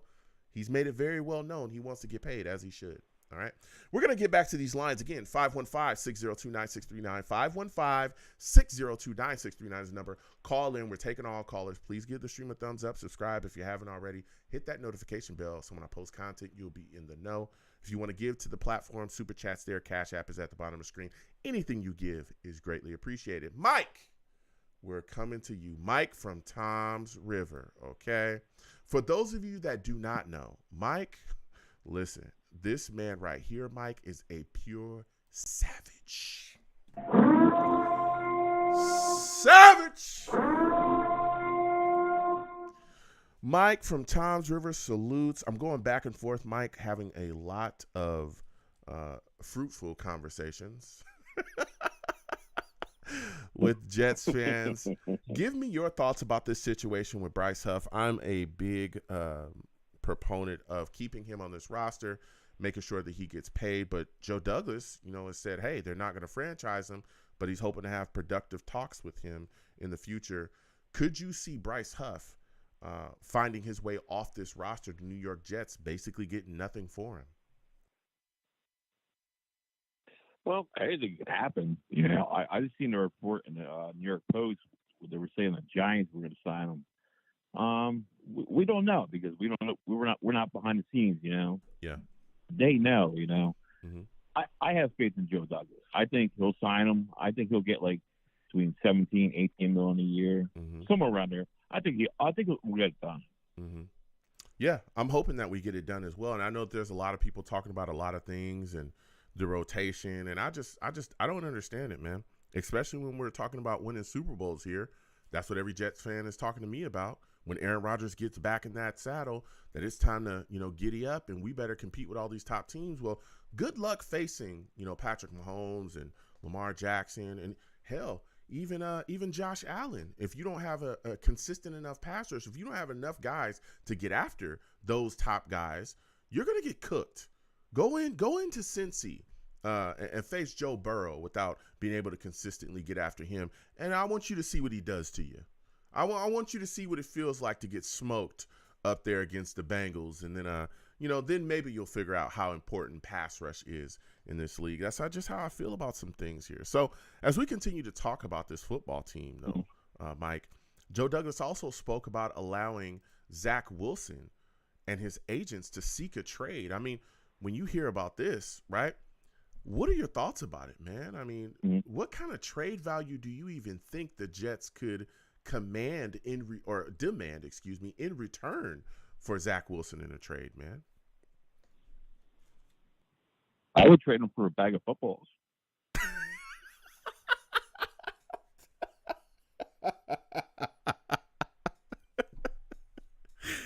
Man, listen, that's to be honest with you, that's I mean that the best, a week at the Best Western. I've heard it all. I think it's going to be tough to get capital for him as well. Maybe a seventh round pick, maybe. It's going to be tough to kind of get some capital for him. But you know what's going to happen though? Go ahead, break it down. You know what's going to happen though? We're going to trade him, and then he's going to go on fire. Where would you think that he would be able to go and go on fire though? Where would he be able to go though? I mean, what team could you even see him succeeding, or a team that would even want him? Is there a team out there that you think the New York Jets should try to target to send him to? I don't think any team. With the Jets' luck, they'll trade him, and then he'll be like a Hall of Fame quarterback. Well, that's the luck we have. Well, yeah. I mean, let me tell you something. He's been very up and down here. And again, I floated out the idea of him lowering that cap number and staying here. That's an option for the Jets, but even cutting him, man, that's going to cost us $11 million dead cap hit. Oh man, that would hurt. That would absolutely hurt. Now, Mike, and I liked your idea about re-signing him for 2 years. We're lowering his contract now. I like that idea too. Yeah. I mean, that's an option because, again, I think a lot of people lose sight as well that whatever team trades for him, not only do you have to give up the capital, which probably is going to be very little, but then you're also committing, I think it's $5.4 million, but then you have to figure out if you want to give him his fifth-year option. And I think his fifth-year option is like $22 million. Like that, I cannot see a team being willing to do that. I can't see it. Now, with Zach, listen. No way. With Sam Darnold, people talk about Sam Darnold. That was way different. Sam Darnold showed that he had some talent, but there was a lot of things going on with the New York Jets that you could point at that was a reason why he didn't work out here. So teams looked at him like, man, this guy has tremendous upside. It's just the Jets over there jacking up, same old Jets, right? Okay, cool. But this, it's like, it's rough to sell that, again, especially with the play, and then you look at, goodness gracious, the confidence issues. It's rough. It's really, really rough, man. So we'll see what happens going forward with him, but I just find it kind of tough that we're going to be able to move on for him and get a trade. I can't think of a team that would be willing to take him, especially with the fact that you can go out and really grab a veteran backup quarterback to come on in here and, do your thing if need be, for a couple mil more than what you'd be paying Zach Wilson. I can't see that. But Mecole Hardman also came out and had some things to say, Mike. Came out and talked about his displeasure with the Jets, talked about contacting the Chiefs, which is tampering. And there was also some Jets players that came out and accused him of leaking the New York Jets offensive game plan this past season to the Eagles. And also there was talks about him doing it to the Chiefs as well, that he gave them the New York Jets offensive game plans as well. What are your thoughts about all of this surrounding Mecole Hardman? And do you think that he's actually was the leak? Let me tell you what. This reminds me of Pete Rose, And if he did that, he should be suspended from the league like forever. Like he shouldn't be even allowed to play again. And then it reminds me of the Spygate. Remember the Spygate with Nagini when they had the tapes and everything, and then because the Patriots were the favorites of the NFL back then, they always protected them. Now the Chiefs are the darlings of the NFL. So remember when Congress was going to get involved, and they want to look at the Spygate tapes, and then all of a sudden the tapes got destroyed. It's the same way. If he actually did that and he talked to the Chiefs and everything, they'll do the same thing. They're like, oh nope, nothing happened here, nothing happened here. I think nothing will happen. Okay, well, we'll see. I'm thinking that I think that Joe Douglas is going to try to tap the league and let them know, hey, something happened, and maybe he strikes up the investigation there in that way. But I mean, the man went on. They won't do that. They won't do anything. No, they won't do anything. Yeah. I guarantee they won't do anything. Yep. I mean, the man literally said out his own mouth that he did it. But maybe you could be right there, Mike. You could be right. Now, I know. Now, as we continue to talk about this football team, we saw that Laken Tomlinson was released recently from the New York Jets. That was the Jets' former starting left guard, and there's a hole opening there. Who do you think can fill that hole, man? I've been a big proponent of Vera Tucker moving into that spot. What are your thoughts? Is that something that you'd like to see next year, or would you want to see us go and attack that left guard position in free agency? What do you think about it, man? Now, I would put AVT there. His original spot where he should have been. He should never moved him. Is this his final year in his contract? I forget. Yeah, I think it is, and then we can give him the 5th year option coming up. There's a couple things we can do, but okay. I think his 5th year option is coming up next season, I believe. So if he does good, I would sign him. I would sign him because he's been hurt for the last 2 years. We can get him at a cheap deal. Yeah, you know what I mean. But he's really good. He's a road grader. Imagine him with Dallas Smith, left tackle and guard, and Pittman. We just like Brees Hall running to the left, boom, 10 yards. Yeah, I mean it's. Man, I think we'll get it done in free agency. Yeah, I'm telling you, if AVT can stay healthy this season, in his last 2 years, he's been hit with these injuries. But if he can stay healthy, man, it's going to go a long way for this New York Jets offensive line, especially with some of the other pieces that I believe they'll add this upcoming off season, and especially within the draft. Now, before I let you go, Mike, I know that you have been a big proponent of Bowers being drafted in the first round. Yeah. We've gone back and forth, and I want to get your thoughts on that before I let you go.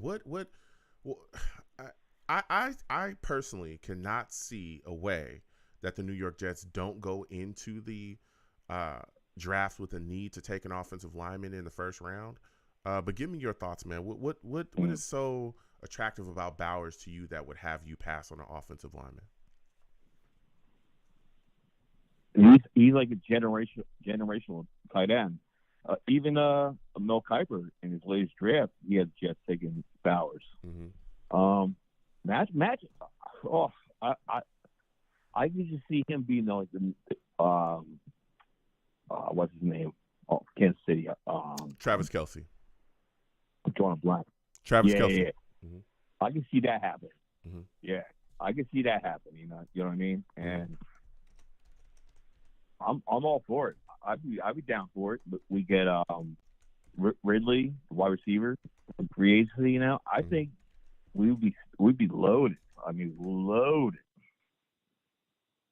Yeah, I mean, look, I've gone back and forth with a lot of people, and I've definitely heard, or of course not just heard, but seen Brock Bowers. He clearly is. He's very good. He's a very good tight end, and I've heard a lot of Jets fans clamoring for him, and they want him. Monty will be coming to you next.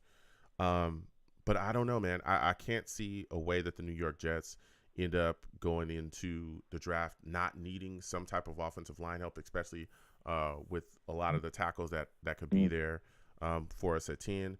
And even though I like Brock Bowers and I think he's a good player, I like Bowers a lot. I think he's a good player. When I look at it, man, our needs along the offensive line. It all depends on free agency. It does depend on free agency, but it's tough for me to say that we're going to sign a top tackle or two top tackles, because we need a left tackle and a right tackle as of now, and a guard in free agency, along with Huff, along with Jordan Whitehead. I like Warren. I think we could plug Warren at right guard. I saw Carter Warren. He's a guy that's definitely he's a young guy, but Carter Warren wasn't great either last season. And if you're depending on him to be the starter, that was his rookie year. That was rookie year, though. Yeah. So Joe Tippmann's rookie year was last year too. His rookie year was last year too, and he was a guard. Then he moved from guard to center, and Warren was not. It just. Well, he's a first round pick, and he was a fourth round pick. Yeah, but it listen. If you can upgrade that position, you absolutely do it. And I believe that there are upgrades in that position in this upcoming draft. And as much as I like Bowers, and I think he's a good player, first off, we already got like 4 tight ends, and we don't even utilize them correctly. We don't, okay? We got 4 of them already. And Jeremy Ruckert, by the way, which every Jets fans loves, and he was a Jet fan and his father Jet fan himself. I don't understand why you guys have thrown him away all of a sudden. Oh, I love him. He's good. Yeah. Well, you're the only one, Mike, because now I'm telling you, there's people that are ready to move on from him and just bring in Bowers. So it's like I'm watching Jeremy Ruckert. I'm watching Jeremy Ruckert come along. He's a guy that I think could be a target. We also got Tyler Conklin, who I think is really good too. And we also got Zach K. I'm not going to say his name. Don't say his name. Okay, listen, Zach K. Don't say his last name, because this is YouTube. They be getting crazy. Okay, Zach K. from ODU. Zach K. from ODU. All right, he's this big monster, and it's like, man, we already got 4 tight ends. We don't need another one. Okay, but I tell you what, if you don't protect Aaron Rodgers, you're going to be in a world of hurt, because I watched his Achilles explode live on TV, and it was not fun, and it ruined our entire season with that happening. And also, that was Paul Hackett's fault too. That was Paul Hackett's fault. I mean, it wasn't just Hackett's fault. This offensive line needed work and needed help. Well, no, the 2 of the 4 plays that they did the chop block. They did the chop block on the left tackle and the right tackle, and the one the chop block on the left tackle that caused the Achilles. Yeah. I'll tell you what, but Aaron Rodgers was running for his life. Who does a chop block? Well, that chop block. Yeah, but who nasty. does a chop block with the left tackle? They did it. So I don't know. I just can't see it. I just can't see it right now, but we'll see. Listen, Mike, I got to slide off. I want to thank you for calling in. Next time I have a show, I want to hear from you, all right? No problem. All right, you have yourself a good one. We're going to keep getting to these lines again. 515-602-9639. 515-602-9639 is the number. Call in. We're taking all callers. Next, we're going to Monty. Monty, I know, has quite a bit to say about this situation, okay? For those of you that do not know, Monty, listen, he is a savage. Savage! Yes, sir. Monty salutes. I'm going back and forth with a lot of people talking about some people want Brock Bowers over offensive line help in the draft. I'm not a big proponent of that. Whoever wants that is just they don't understand football. They want Brock Bowers. They just don't understand football. I didn't say that. Monty did. For everyone that is listening, please do not. I did say it. Brock Bowers, he might be a good prospect, but for the Jets, it just really just doesn't make any type of sense. I don't understand. You got Tyler Conklin. You got Jeremy Ruckert. If you need offensive line help, you need receiver help. Like, why would you draft a tight end? Like, I don't understand it. But oh man, Monty coming out the gate. Don't understand football. Monty coming out the gate with it. Okay, well look, I think we're in agreement that we don't need Bowers, like you said as well. I'm a big proponent of offensive line help, as we all know. You talked about wide receiver help as well, which I hope to, address at some point during the draft. And I've also said too, I'm on a record, if you take Bowers, he'll be, pretty much useless like Garrett Wilson and Breece Hall have been at times in this offense if you don't have the offensive line protecting people. Garrett Wilson should easily have like 1,500 yards. He should have had that because he's open all game. Exactly. Easy. He's literally open all game. But they can't throw on the ball. And the thing is, they can't throw on the ball because it's okay. They can't throw him the ball because they're running for their lives because there's guys right in our quarterback's face when he takes a snap because nobody can block. So listen, you need to make sure that Aaron Rodgers is protected, especially if you want to win a Super Bowl. So for me, offensive line. If not, you trade back if a guy's not there that you want, and you take the next guy. But you cannot a tight end just. That's just not realistic. No, I'm not saying that people don't know football. Monty said that, not me. But go ahead, Monty. The problem is they historically have had a offensive philosophy problem, coaching in general. They don't understand how to use the talent in which they already have on their team. They don't know how to coach up the talent, offensive line, receivers, running back. We've never had a offensive coach that can put everything together. So my whole thing is it definitely starts with the offensive line, Joe. But I feel like even the offensive players that we've had the last year or so, I feel like they're not scrubs. I give you a lot of flack for Mecole Becton, one in Mecole Becton. Mecole Becton is no scrub. Lakin is no scrub. AVT is no scrub. Our whole problem is we have failed at the number one position, and I think it's important. Coaching, offensive coaching.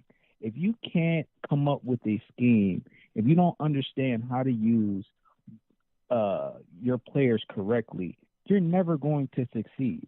We have failed in not, like, you can have as many top offensive line guys in the league as you want. But if there's no type of continuity, if they don't know what they're doing, if they're not playing as one unit, and the offensive line, you have to play as one unit. Yeah. And it seems, watching them play football, they just don't understand what they're doing. A lot of that has to do with injuries.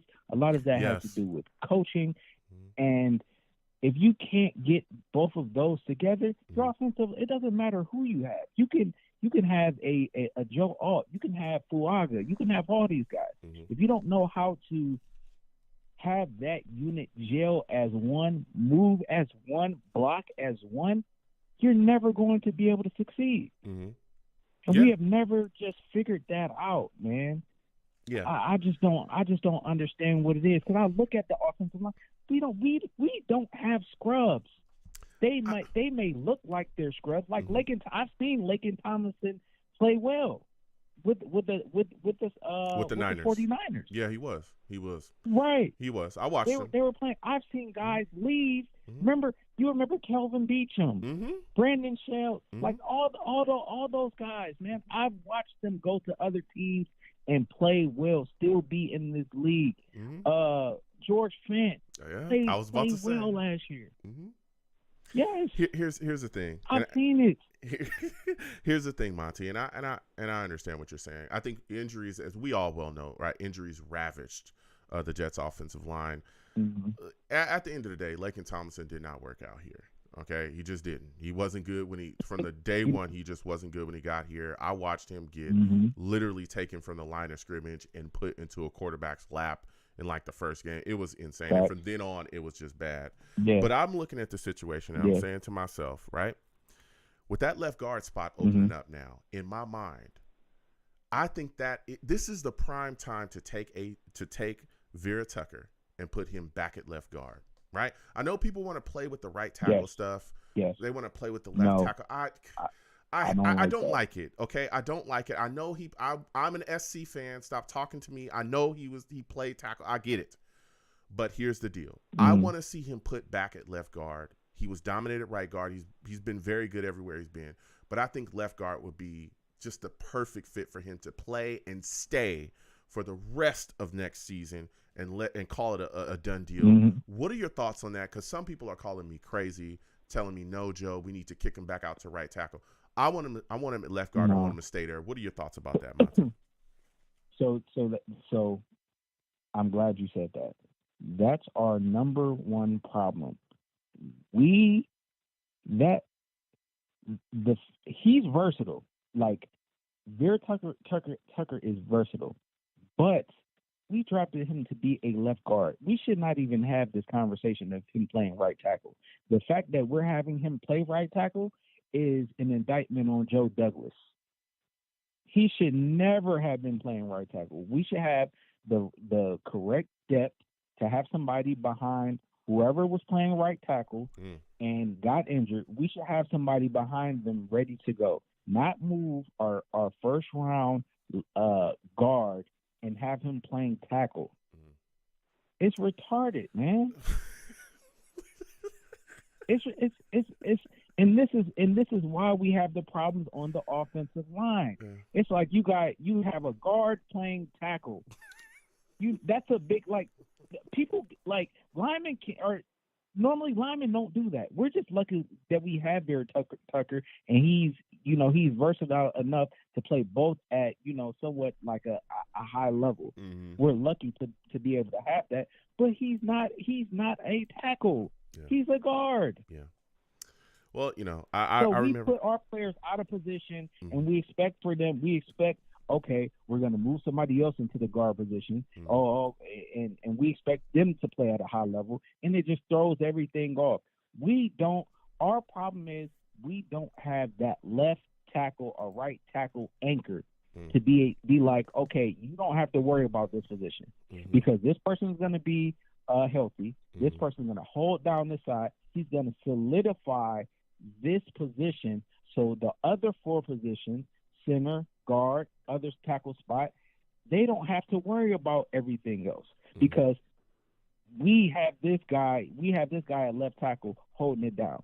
We haven't had an anchor since the Brickashaw Ferguson. Yeah. To where you can put in every single week and you don't have to worry about his side. Until we get that, there and people talk about who we should draft between Fuaga and the guy from Penn State. None of those guys are anchors, Joe. They're not. You don't think Fuaga would be a solid option at right tackle? They're not anchors. Or Olu? There's a difference between. No, those guys are not anchors. All right. Well, give us who your anchor is. There's a difference between a left tackle and an anchor. What's the guy's name from Dallas Cowboys? You talk about Tyron Smith. He's an anchor. It's a reason why Dallas Cowboys line is good every single year.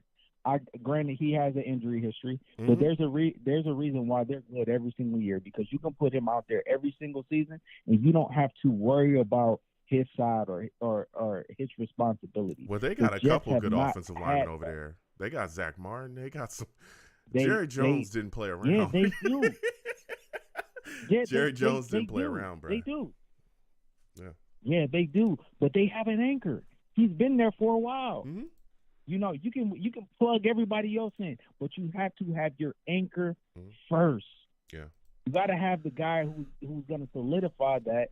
And so when you plug other guys in, you don't have to worry about it. We don't have an anchor. We don't. We got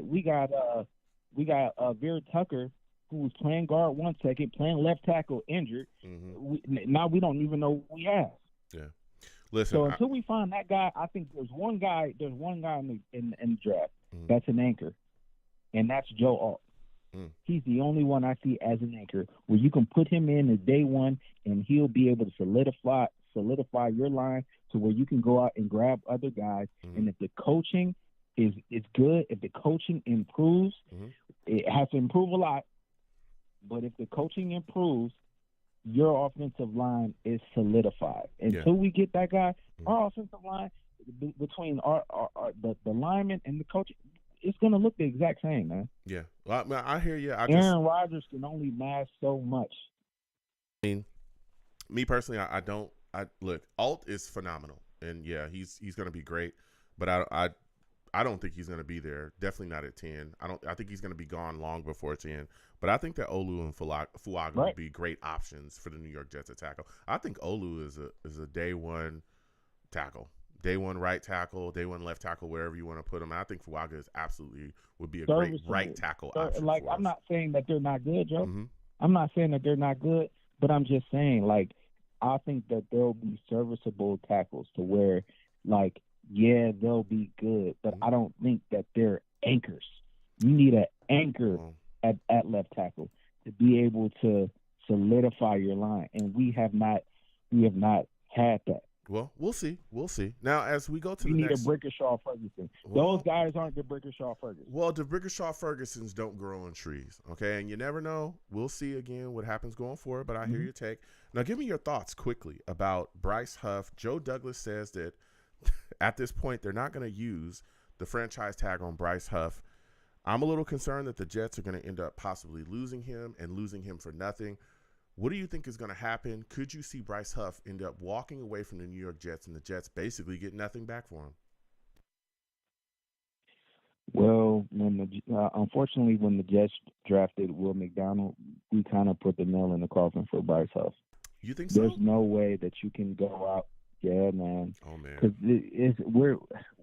you know what my problem with that take is really quickly? Here's my, and I've heard multiple Jets fans say this. Once they drafted Will McDonald, it was over for Bryce Huff. Then why in the hell was Will McDonald deactivated for so many games? If that was the nail in the coffin for Bryce Huff, right? Because everybody, Joe Douglas is in the know, He's the guy making the decisions. So if you know that this guy, hold on, Joe. If you know that this guy is the guy, then you better play him. Hold on. Go ahead. Hold on. I'm gonna let you finish. So I just wanted to just make sure I caught this real quick. So you said, why did they deactivate Will McDonald, right? Yeah, why did they not play him? Didn't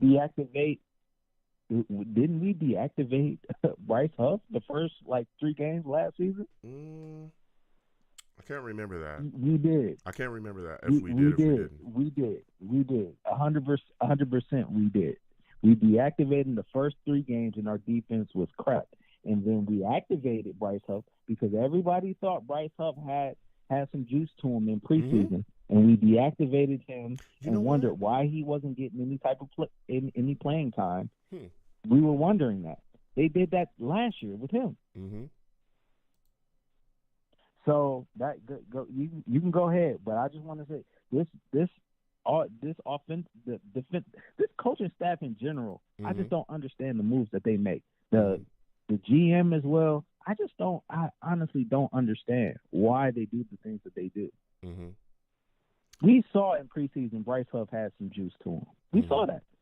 Then he went the whole season, and we saw that this dude has some potential. Then we go out and we draft Will McDonald, and we still see Bryce Huff playing at a really good level, and we don't extend him. We could have extended him last year, unless we tried to offer him something, and he just didn't like the offer, and he just didn't want to re-sign with us. And we said in the offseason, look, we're just going to draft a DN so we don't get into we just gonna let him walk. Mm-hmm. Like that's the only thing that I can think about. Yeah. But when we drafted Will McDonald, I honestly thought it was over for Bryce Huff, and we weren't gonna re-sign him. So Monty, and here, listen, we hold people accountable here. Bryce Huff, from what I remember, that's why I was thinking when you said he was deactivated the first 3 games, he wasn't. He played in that game against Buffalo, and I remembered it. He actually had 2 tackles in that game. He was playing in that game when we won that game, for sure. No, I'm saying last year. Are you talking about 2023 season or the season before that, or 2022? So 23, not this past season, but the year after, 2 years ago. Okay, well, 2 years ago when we played. Remember when we played the Ravens last year? We played the AFC North the first 4 games. Mm-hmm. Okay, but that's what I'm talking about. Okay, but even in that, right? If you look at this situation this season, 2023, because he played all the games in this season, when you drafted Will McDonald, and you knew, hey, listen, he's going to be the guy going forward because Bryce Huff, you know what he's going to do. There's no way that you can have Will McDonald sitting on that sidelines, not playing. And then even when they did have him out there, he was out there sparingly. It wasn't like Will McDonald was playing, out there even crazy within the rotation. So it's like, bro, if you know he's the guy going forward, you better figure out who this guy is before you move on from Bryce Huff and just say, hey, year 2, you better step up. And it's Super Bowl or bust year for you. I think that's a bad idea. And I don't want to see the Jets move on from Huff. And I get it. You're going to have to pay him. But that's what happens when you have a guy come up the way that he's come up. You know what I'm saying? When you bring in talent, the likes of him, you better make sure that you're ready to do that. So quickly before I let you go, Monty, give me your thoughts on Mecole Hardman possibly leaking game plans really quickly because I'm going to have to move on. So I honestly don't think he leaked any type of game plan. I honestly don't believe that. Okay. I think people can suspect it all day, every day, but I don't think he's that type of person to where he would want to leak a game plan just because he's not getting the playing time in which he wants. He just doesn't seem like that type of dude. I don't know. I stand by that. I stand by from what he said. Okay. I believe everything that he said. Okay. I mean, a lot of people are mad at the messenger, but they're not listening to the message in which he said. Everything he said about us was true. 100% fact. And I hate that I have to agree with it, but it's everything that I see and I believe as a Jets fan the last 4 or 5 seasons of Joe Douglas. Everybody has something negative to say about the Jets once they leave. And that, if it's maybe one person, I can see it. But it seems like from the Le'Veon Bell to the Jamal Adams to everybody who leaves, man, this organization is poorly ran, man. And sometimes, man, I get sad to say and sad to watch, my team play and prepare in the off season and watching Bob Saleh coach this team where there's no type of accountability. We enable losing. We make excuses for losing. Like, then you got to listen to Joe Douglas come up at the press conference at the combine and say, "Oh, I like where the culture is headed." Like, the culture of what? We're losing, and you're okay with that. You're okay with that. You like the culture of losing. Listen. We make excuses. He strikes out. He strikes, man. Look, if Joe Douglas, this is my thing about with Joe Douglas, man. Like, especially last season, bro. Like, if he would have, it's like I look at it like a batter, bro. Like, if you're gonna strike out, man, strike out swinging. Man, he struck out looking. He saw 3 pitches and looked. How many opportunities did you need did you need to go and get a backup quarterback? He struck out looking. Yeah. All gas, no brakes from our head coach, right? All gas, no brakes. All gas, no brakes. This dude talks every cliche in the book, Yeah. and he enables losing. He Yeah. sits there on the sideline and he just like a blank stare. Yeah. So you got your head coach who doesn't show any type of emotion, and you got your GM who strikes out looking. Listen, I'm so like as a Jets fan, bro. Like I'm sorry, man. I get it. I'm Listen, sorry. Monty, I had to vent, man. I get it. I Listen, had to vent to that's you, what man. I'm here for. But I gotta slide off. I want to thank you for calling in. Next time I have a show, I want to hear from you. All right. Yes, sir. All right. Listen, we got to keep these lines rolling. Next, we are going to Val. Val, we're coming directly to you. Chat, I will come to you in a second. Savages, I see you. I'm going to come to you in a second, okay? JGVH, I'll come to you in a second. But we got to get to Val. The shenanigans have begun. For those of you that do not know, Val is a savage, okay? Listen, man. Savage! Val salutes. I'm having arguments. I'm going back and forth with a lot of people. Man, oh man, it's been a night. All right, I'm arguing with people about the Jets' offensive line. I'm arguing with people. Been a week. Been a week. It has. Mecole Hardman comes out, says a bunch of stuff on the pivot. Jets players accuse him of leaking, information about the game plan to the Chiefs, Eagles. What are your thoughts, man? Oh, don't forget about the Buffalo offensive lineman just coming on Vlad TV and just, sending out the whole team. Oh, yes. Yeah. It's a lot, man. All right, what was the first question? I'm sorry about that. And thank you for having me, Joe. And shout out to the Savages. I hear y'all, man. We got to this point. Yeah. Mecole Hardman leaking information about the Jets to the Chiefs and Eagles. Okay, yeah. So, listen, if that is true, he is absolutely wrong about that. I do not agree with that.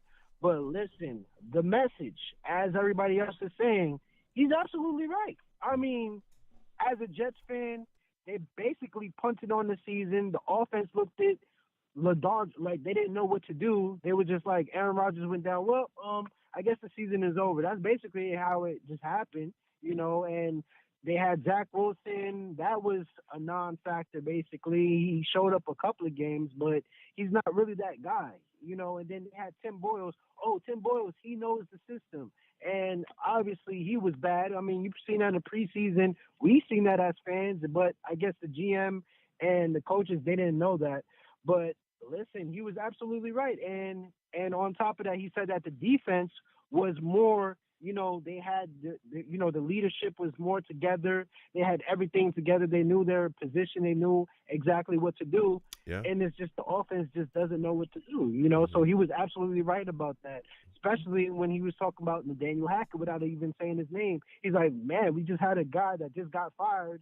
He comes over here. Aaron Rodgers went down, and it's just like, oh, well, I don't know what else to do. That's how the game plan basically looked. It was like elementary when we went against Miami, it was terrible. That was a terrible game plan.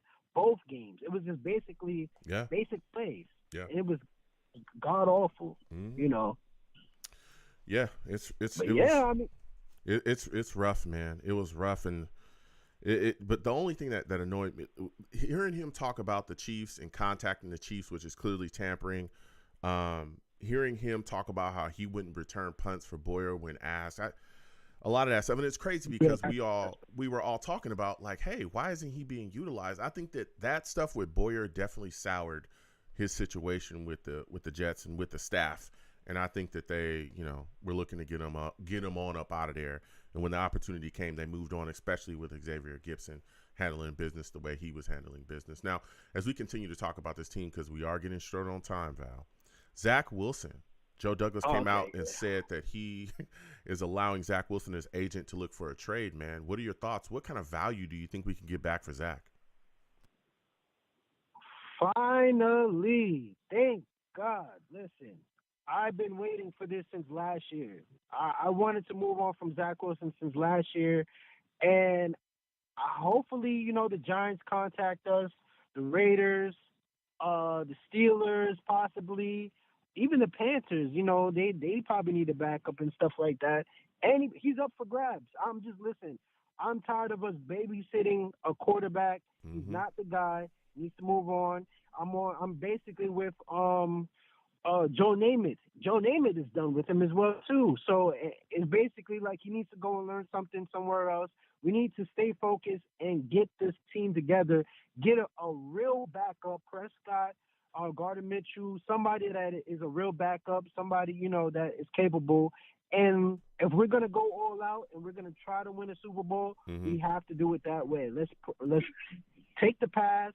Let's forget about 2023, hopefully, but we can't discard it like they just punted on a whole season. Of course, there's going to be some blowback and some former players and some recruits like Odell Beckham came out and said about, the team and stuff like that. It's been a lot of, questions and a lot of, people coming out about the Jets. So, it wasn't going to be all pretty like how they was basically making it seem like, oh, yeah, nobody's going to be fired. Everybody's going to be good and we're going to sit still. No, that's not going to happen. It never happens like that with an organization, especially that this team should – listen, Joe, this team should have went to the playoffs this past season. We basically punted on the season. Yeah. Sincerely. We should have definitely got a capable backup. We would have definitely been in the playoffs, hands down. Yeah. The way how our defense is playing. Yeah. So, yeah, go ahead, Joe. I don't want to. No, yeah. I mean, listen. If we would have, just our offensive line, the way that it was functioning was so bad too. I know that's a big part of it. I think a lot of people look the backup quarterback stuff. Yeah. I mean, Tim Boyle was struggling. We saw Trevor Siemian struggle. But the way that this offensive line was playing, I don't think anybody. I mean, we saw what happened to Aaron Rodgers. I don't think anybody would have succeeded behind this offensive line and the way that they looked. It was atrocious at times.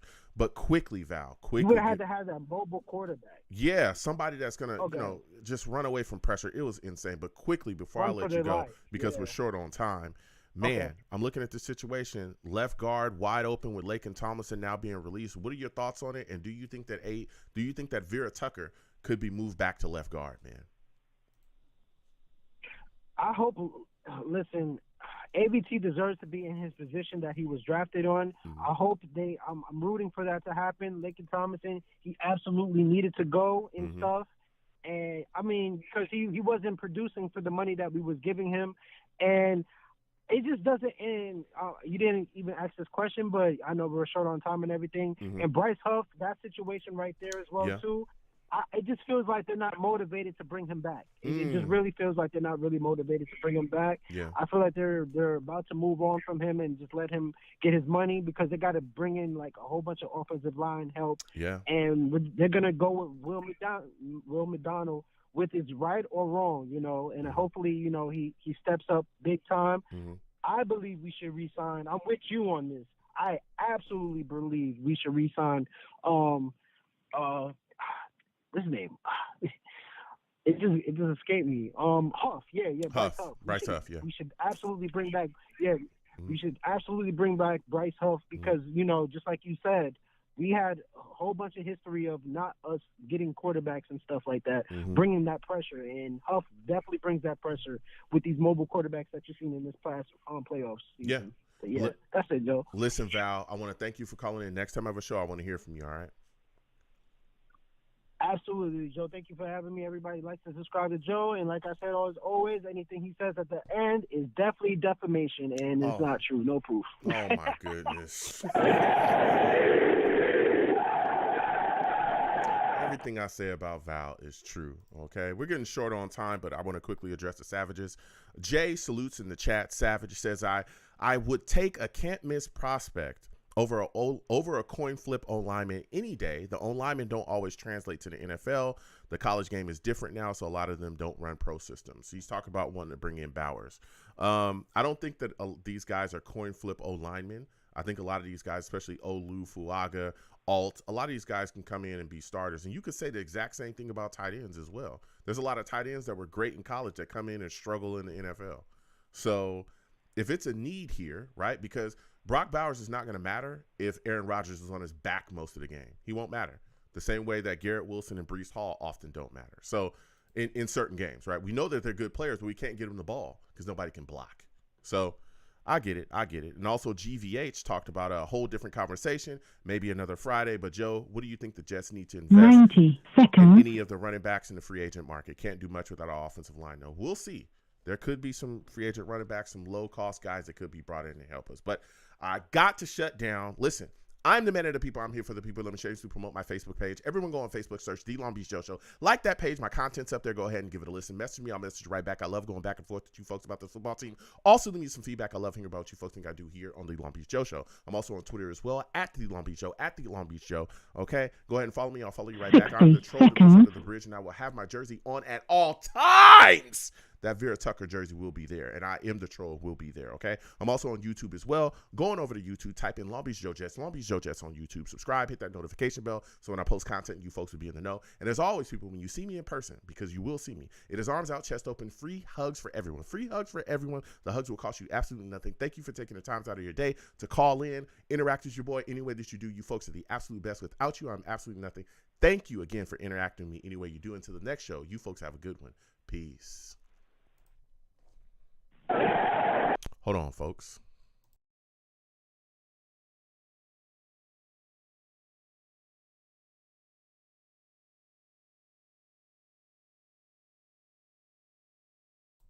All right, boom. I'm back. That was fast. That was fast. Y'all see how? Yeah. I know people are going to say, oh, Joe, you went into your twister mode. I'm like, listen.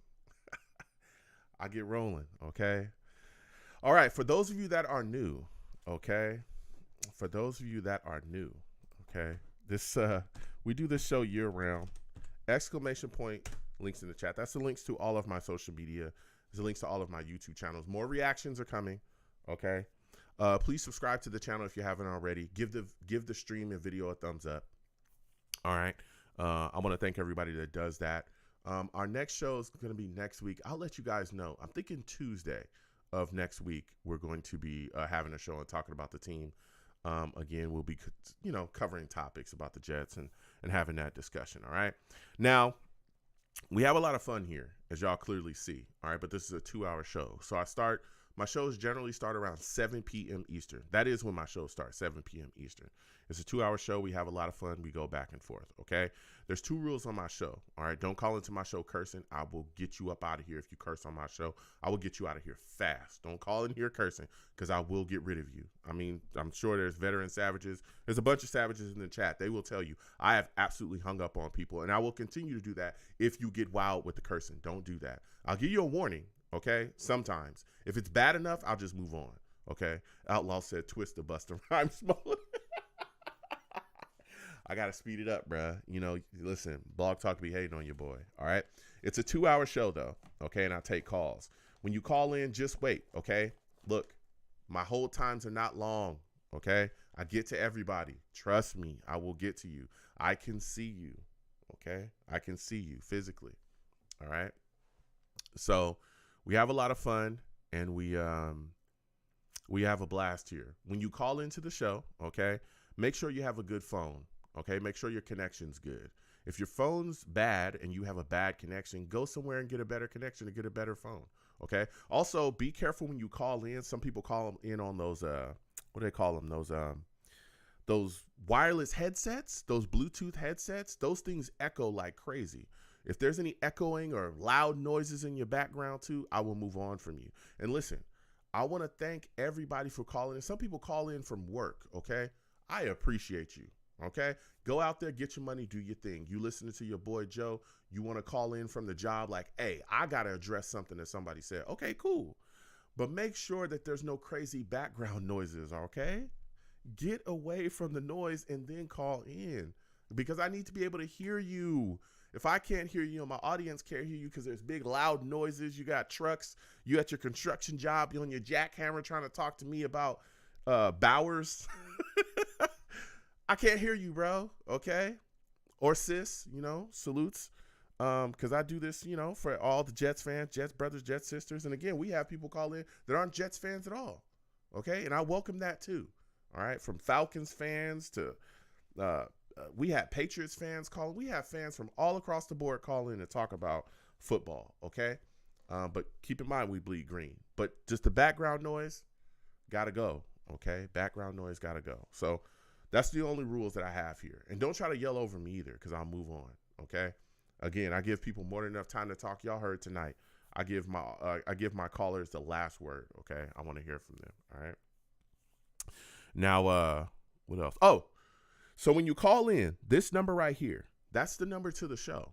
Okay, when you call into the show, what you're going to hear is you're going to hear me talking, or you're going to hear the conversation.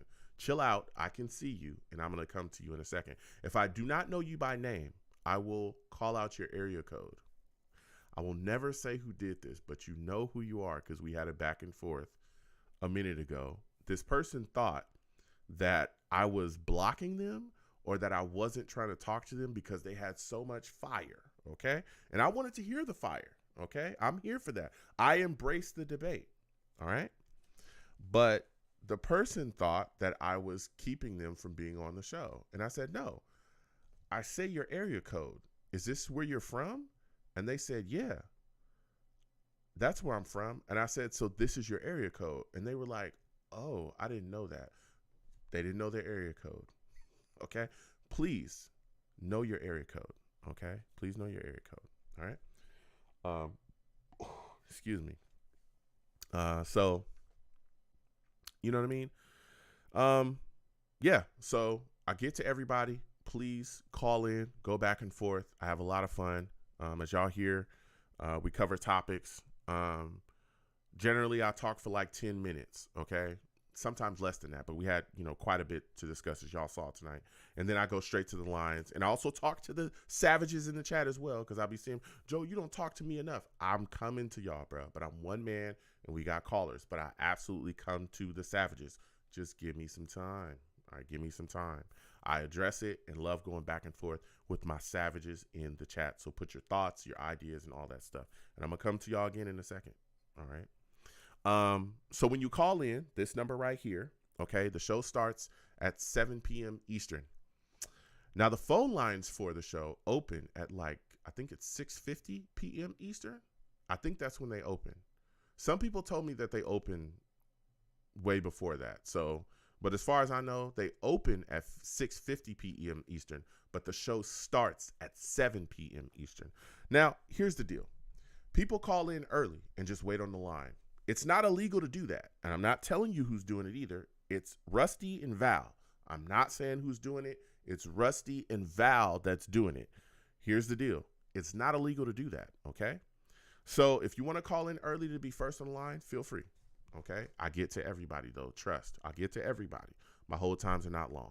Okay, but that's what a lot of people do. They call in early. They'll wait on the line about 5 or 10 minutes, and then boom, we get to it. Okay, I'll come on. I talk for like 5 minutes, maybe 10 minutes, and then we start. I go straight to the lines, and I want to hear from y'all. Okay, so it's not illegal to do that. I just put it out there to let everybody know that you can do it, just so that it's fair. Okay, I try to stay fair here. That's what I'm all about. Fairness. All right. So we have a lot of fun. We do that. We also watch games together during the season. When my schedule allows, we'll sit down and watch a game together. And we have a radio show directly after the game. And those have gotten hot. Okay. Real hot. Okay. As the draft nears closer, I'm thinking about doing a live mock draft. Okay. And I'll say we'll ask here. Should do, hold on.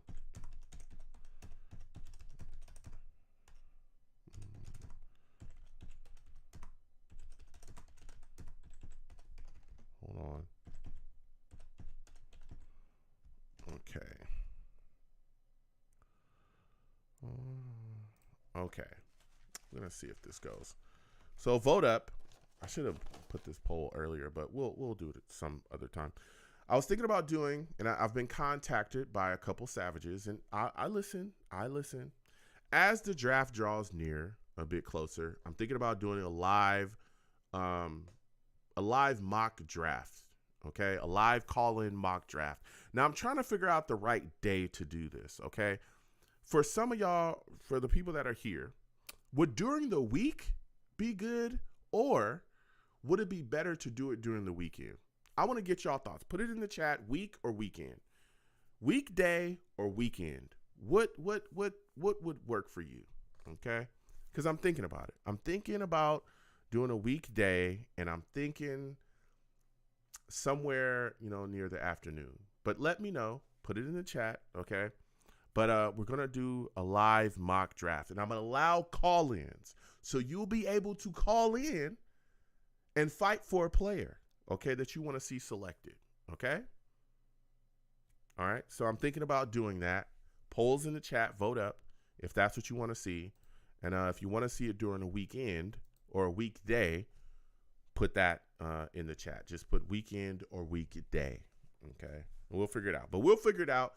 This is, that's coming up in April. We'll figure all of that out. All right. So yeah, we have a lot of fun though. We watch games together. We do live radio shows. I did a live mock draft call-in show. I think that was last draft as well. We had fun. So GVH says Friday always cool. Okay. So GVH wants Friday. Jay says weekend. Okay, we'll figure it out. I'm gonna put some polls up on social media as well too, and try to get a gauge on what day will work, and then I'll announce the day. I really want people to come in and have a lot of fun, and have a blast doing it as well. Because we had a lot of fun last time too. But then some people was like, "Man, I missed it. I want to do it again." And my schedule's wild, and I tried to do it again. But we're gonna have a lot of fun doing that. All right, so GVH says Friday. Jay says weekend. We'll figure it out. Dakota says LBJ, you're a Golden State Warriors fan, right? No.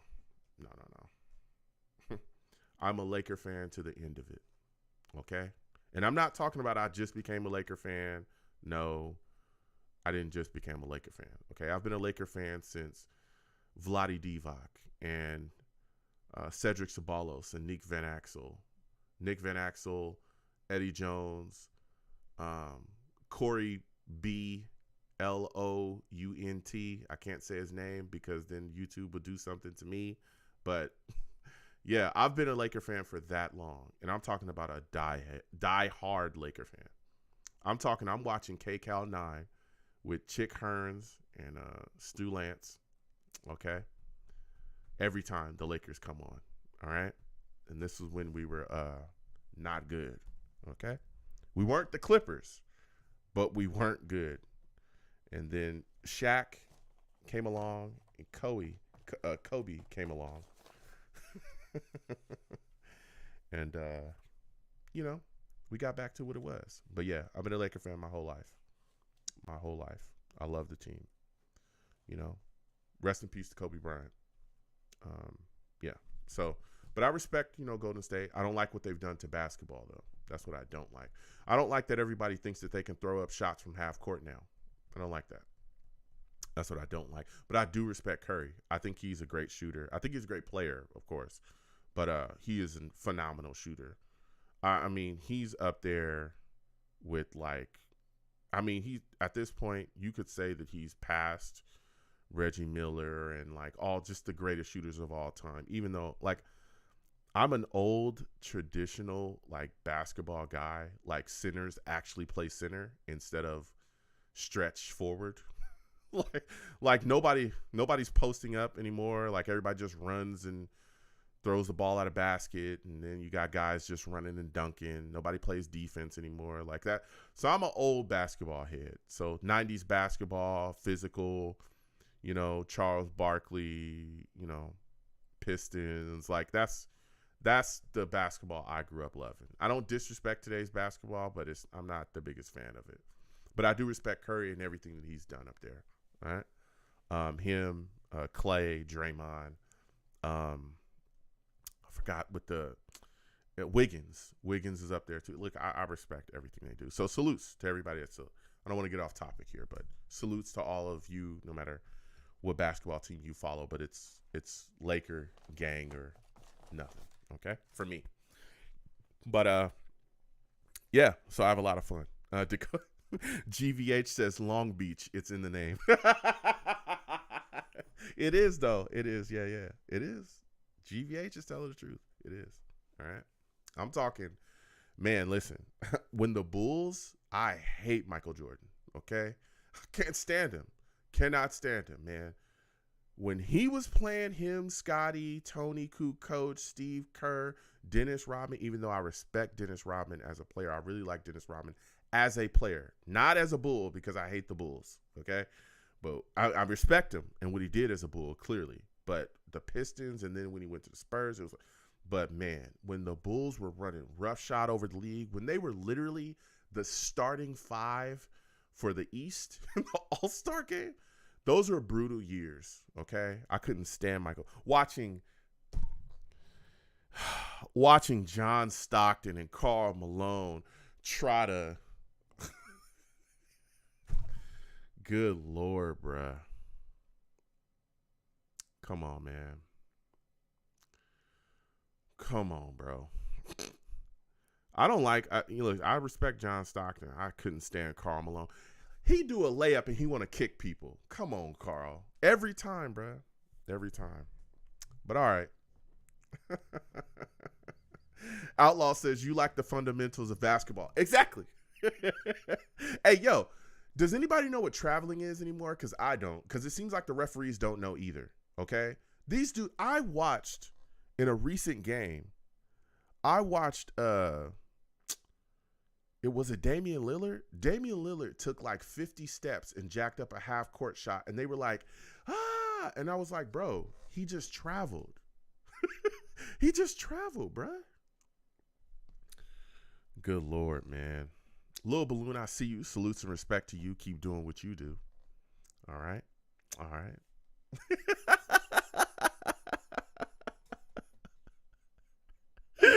Oh, my goodness. Little Balloon. Outlaw says, I got no problems with the Lakers. I love Kobe Bryant. That's my favorite player of all time. Just do not like LeBron James. To be honest with you, even though LeBron's a Laker and I respect him and I wish him, I think he's going to move on or whatever. Listen, there is no one. And I'm my favorite player of all time, I'm going to be very clear with this, is Shaquille O'Neal. He's, I grew up playing center. He was the guy that I idolized. I still do idolize him to this day. He was the guy I really kind of took my game after. So the greatest Laker of all time in my mind is always going to be Shaq because I love him. But let's be serious. Kobe Bryant he's beloved. Like there's no one. Of course there are other Lakers that are beloved as well, Magic and stuff like that. But Kobe is just, bruh. He's the greatest in my mind. Okay, in my mind, Kobe's probably the greatest player ever to play the game. Even though they never talk about him, they talk about Michael, and then they say, "Oh, the next closest guy to Michael is LeBron," and I'm like, "Oh, wait a minute, did Kobe Bryant never exist?" But I'm not here to do that. I'm not here to have these LeBron Kobe debates or LeBron Jordan debates. Sound like ESPN. I'm not here to do that. Dakota says Curry 1, Jordan 2, Kobe 3, and then LeBron 4. Okay. Okay. Look, hey, that's that's your list, That's your list. I respect it. GVH says it's a Jets show, but what are your thoughts on Rodman once he left? Once he was a Laker, though. Dennis Rodman was still good when he was a Laker. He just didn't want to be.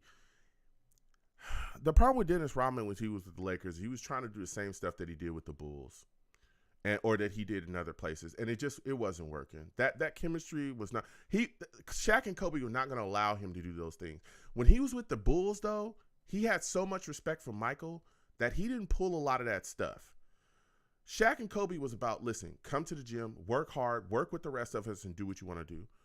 Yo, Dennis Rodman is one of those guys, and you see these guys every so often, right? Even in like football, people talk about Lawrence Taylor being able to do this. Lawrence Taylor used to go to the club, do whatever you want to do, be drunk, come to practice, right? Come to the film room, come to practice. They'd be in the film room, running film, and he would be asleep. There's stories of this, of him being knocked out in the film room, like out, and they wake him up and say, "You've been sleeping. What is this?" And he would be able to detail every single thing on the film and tell you where the guy was going. and what the plays were and how to run. He just a savant. He doesn't have to try as hard as everybody else. The thing with Dennis Rodman was, right? And he was a great player, greatest rebounder of all time, so on and so forth, right? He wants to stroll out of the club in LA at 5 a.m. and then just show up and play, eat chicken and rice. He doesn't want to do pre-team meetings and stuff. This is all on record. Then go to pre-team meetings, show up, eat some chicken and rice, and then go play. He can do that, but you can't do that because if other players see you doing that, they'll try that too. Like they're trying to build something and you coming in here, you already won and doing your thing, but you can't come in here and do that, bro. And that was the issue with Dennis. That was the issue because honestly, Dennis could still play. When he was with the Lakers, I remember it. He could still play. He was still grabbing boards. You know, now he wasn't like Dennis Rodman with the Pistons, or he wasn't like the Dennis Rodman with the Bulls, but he was still playing solidly for a guy that was, you know, the age that he was playing at. But they not come, bro. You can't come here and do that. like you can't come here and do that. Shaq and Kobe themselves was getting into it because, and I love Shaq, but things that Kobe said about Shaq were absolutely true. Like Shaq was often not in shape.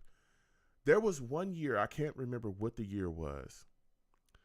Shaq was in unbelievable shape. Unbelievable shape. And he came into the season that year and he was crazy. He was running past people. Like he was so chiseled and cut up one year. I forgot what year it was, but he was phenomenal. But then again, you know, Shaq kind of did what Shaq does. He doesn't have, Shaq never really had to be in tip top shape to just dominate people. He was too gifted, too athletically gifted as a big man to move the way that he was moving. I don't think we've seen a big man since Shaq that moves the way that he was moving with the strength, the power, nothing. I mean, I know a lot of people talk about, oh my goodness, his name just escaped. He plays for the Sixers. He's a great player too. He's a great big man. But bruh, Shaq was just bowing over people. He was just banging on people. Like it was ridiculous. And his footwork was out of the world, out of this world. Shaq's footwork, Shaq's work as a big man, bruh.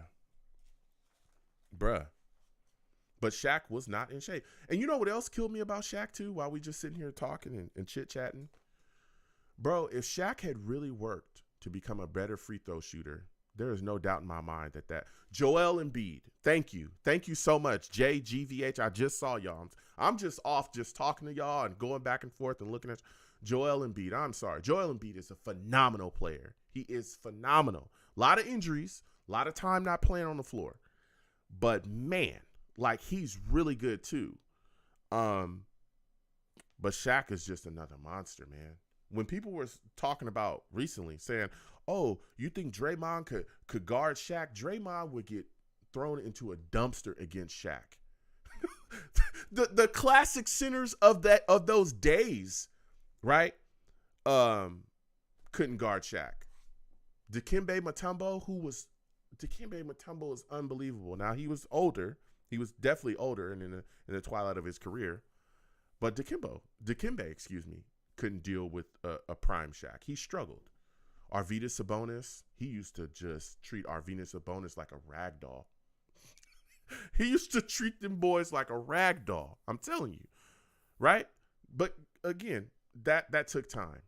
Shaq, I remember he got schooled by Hakeem Olajuwon. Schooled. Okay. I love the Lakers, be clear, but I followed Shaq from the time he got in the league until he left the Lakers. So I used to watch them when they was in Orlando too with Penny and all.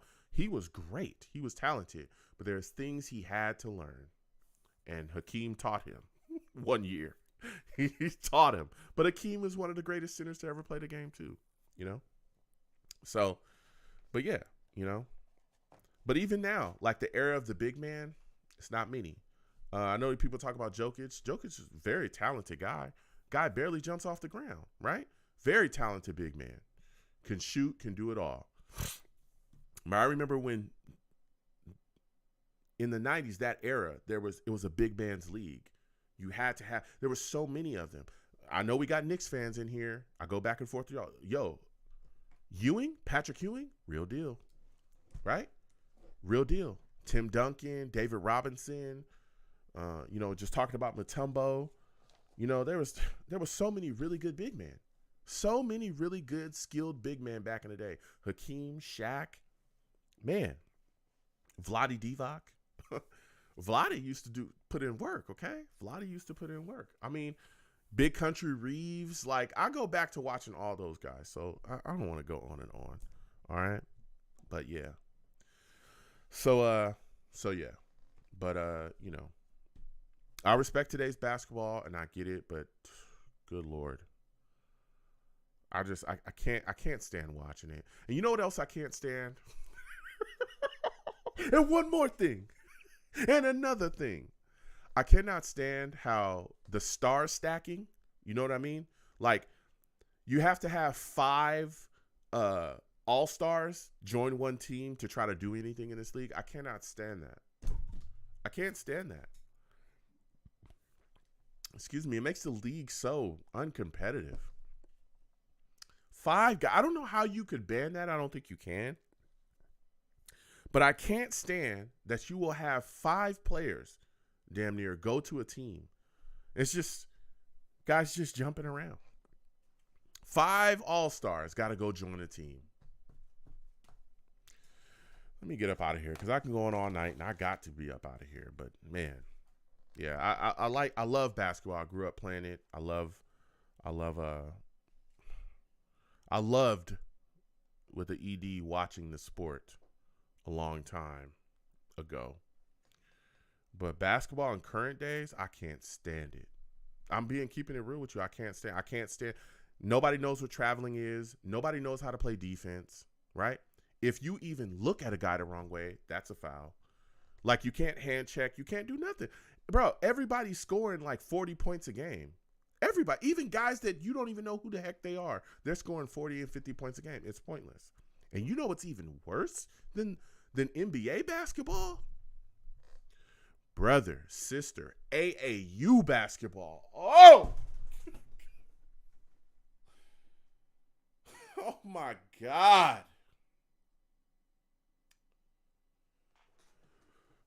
If you want to know why the Euro players are going to take over the league in like these upcoming years, it's because the youth basketball is horrific.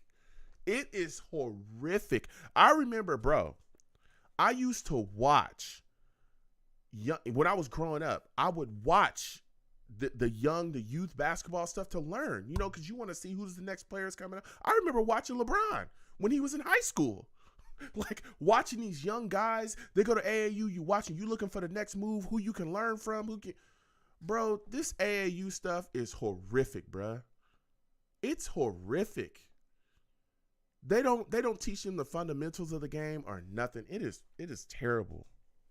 It's terrible. It's terrible. And that's why the Euro players are going to take over. They're more fundamentally sound. They know how to shoot. They know how to get space on the floor. They know how to properly set a pick. That's one thing I can't stand about the Golden State Warriors. What the hell is a pick? I watched Draymond Green open his arms and literally tackle 2 people. And Steph Curry was standing behind that and just threw up a 3-pointer and it went in.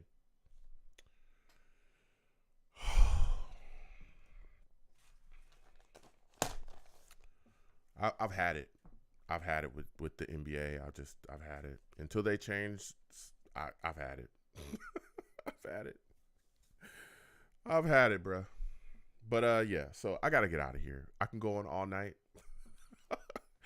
about why basketball is annoying me, but they better clean this up because the NBA it's nasty, man.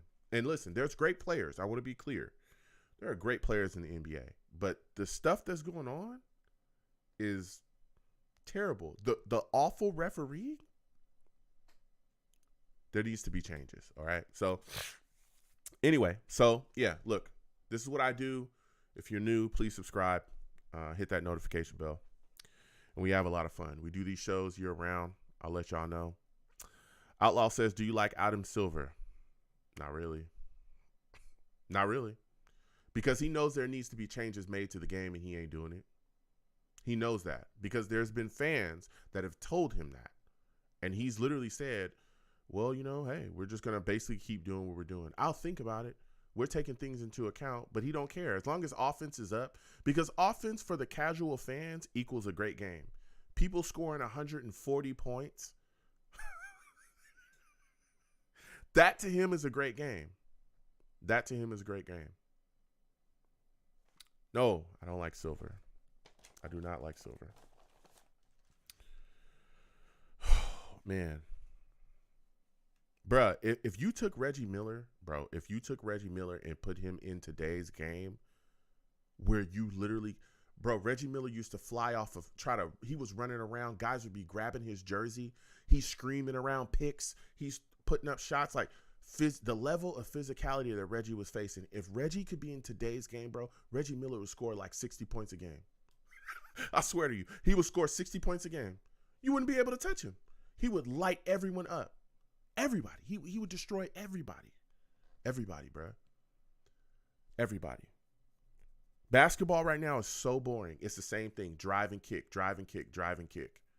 It just doesn't seem like there's any like real concepts, like anybody's running plays. You just drive. If the defense collapses, you just throw it out to somebody that's open. It's all like, there's nothing on purpose. It's all just like coincidence. Oh, I see him. Oh, he's open. Oh, I drove down the middle. Oh, you didn't do nothing? Okay, dunk. Okay, that's it. Like, there's no jump shot. Nobody hit a mid-range jumper consistently. It's just everything just drive and dunk, drive and dunk, drive and dunk. Oh, drive. Oh, they collapse. Okay, kick it out. Oh, 3. All right. Hope. Like, then you got dudes that's 6 or that's 7'6". They don't even drive. They just literally just shoot threes. What the hell? If you don't get your big ass in the paint, what are you doing? You are 7'7". You are 7'8". What are you doing at the 3-point line? Get your keister in the paint. Learn how to post up. Why are you standing in half court trying to jack up shots? You're 7'9".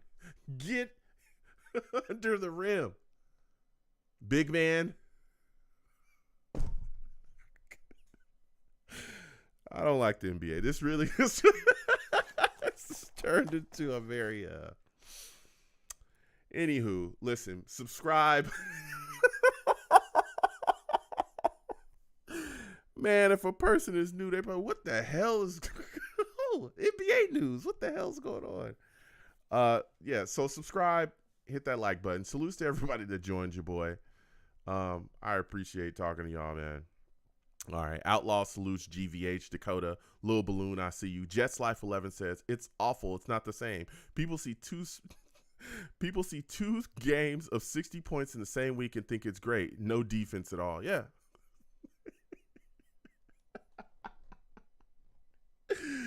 Oh, this is an NBA basketball channel, guys. Dakota. Again, salutes to you, Jets Life 11. Jay, I see you. Salutes as well to you. Good to see y'all in here. I want to thank everybody for joining me, man. This was a great show. Lil Balloon, salutes and respect to you as well. All right. Salutes and respect, man, to everybody that joined your boy. Okay? Salutes and respect to everybody. Let me see here. Also put a poll in the chat. Vote up, vote up. I'll close the poll in just a second. Do you want to get a live call-in mock draft going? But yeah, salutes to everybody, man, that joined me and said what's up and came on by. J.E., salutes and respect to you as well. Todd, salutes and respect. Seth, salutes and respect to you, man. All right. I'm going to end the poll in 3, 2, 1. I'm ending the poll. This is a NBA channel for those of you that do not know. 83% of the Savages said yes. Do a live call-in show, and 16% said no. Okay. So 83%. That's the majority of the Savages there. All right. So I'll start working on that. I'll do another poll. We'll figure out a time and a date. that it's going to work out, and I'll do a live call-in show as it gets closer to the time to draft. We'll do a live call-in mock draft show.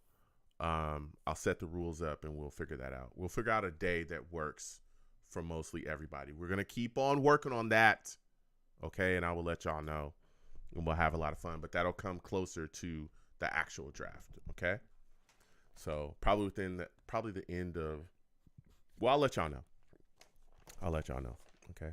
I got to align it with my schedule. But we have a lot of fun. Subscribe if you haven't already. Hit that notification bell. All right? Yeah, so I'll let y'all know when the next show is. I got to get out of here because I really do have to go. I just went crazy. I've had it. Also, check out my reaction channel as well. More reactions on the way. A lot of fun laughing at fools. It's in the description, in the link tree. Check that out, Long Beach Joe Reacts. So please get involved. Listen, I got to get out of here. Listen, folks, be safe. Okay, be safe. A lot of crazy people out here, a lot of crazy things going on in this world. Don't ask me why. Don't ask me why, because I don't know, okay? Be safe. Sit down with your friends and your family. Enjoy a good meal. Eat some good food. Sit down and watch some good TV with them. You know what I'm saying? Make those moments with the people that you love the most, okay? Make those moments, man, because you never know what can happen. You never know. You really never know what can happen. So it's something that's important in my life. I hope it's important to you in yours, all right? So, make those moments, man. Seriously, all right? So I'm going to get on up out of here. I'll let y'all know when the next show is. I'm thinking Tuesday, but I'll let y'all know for sure. You folks have a good one.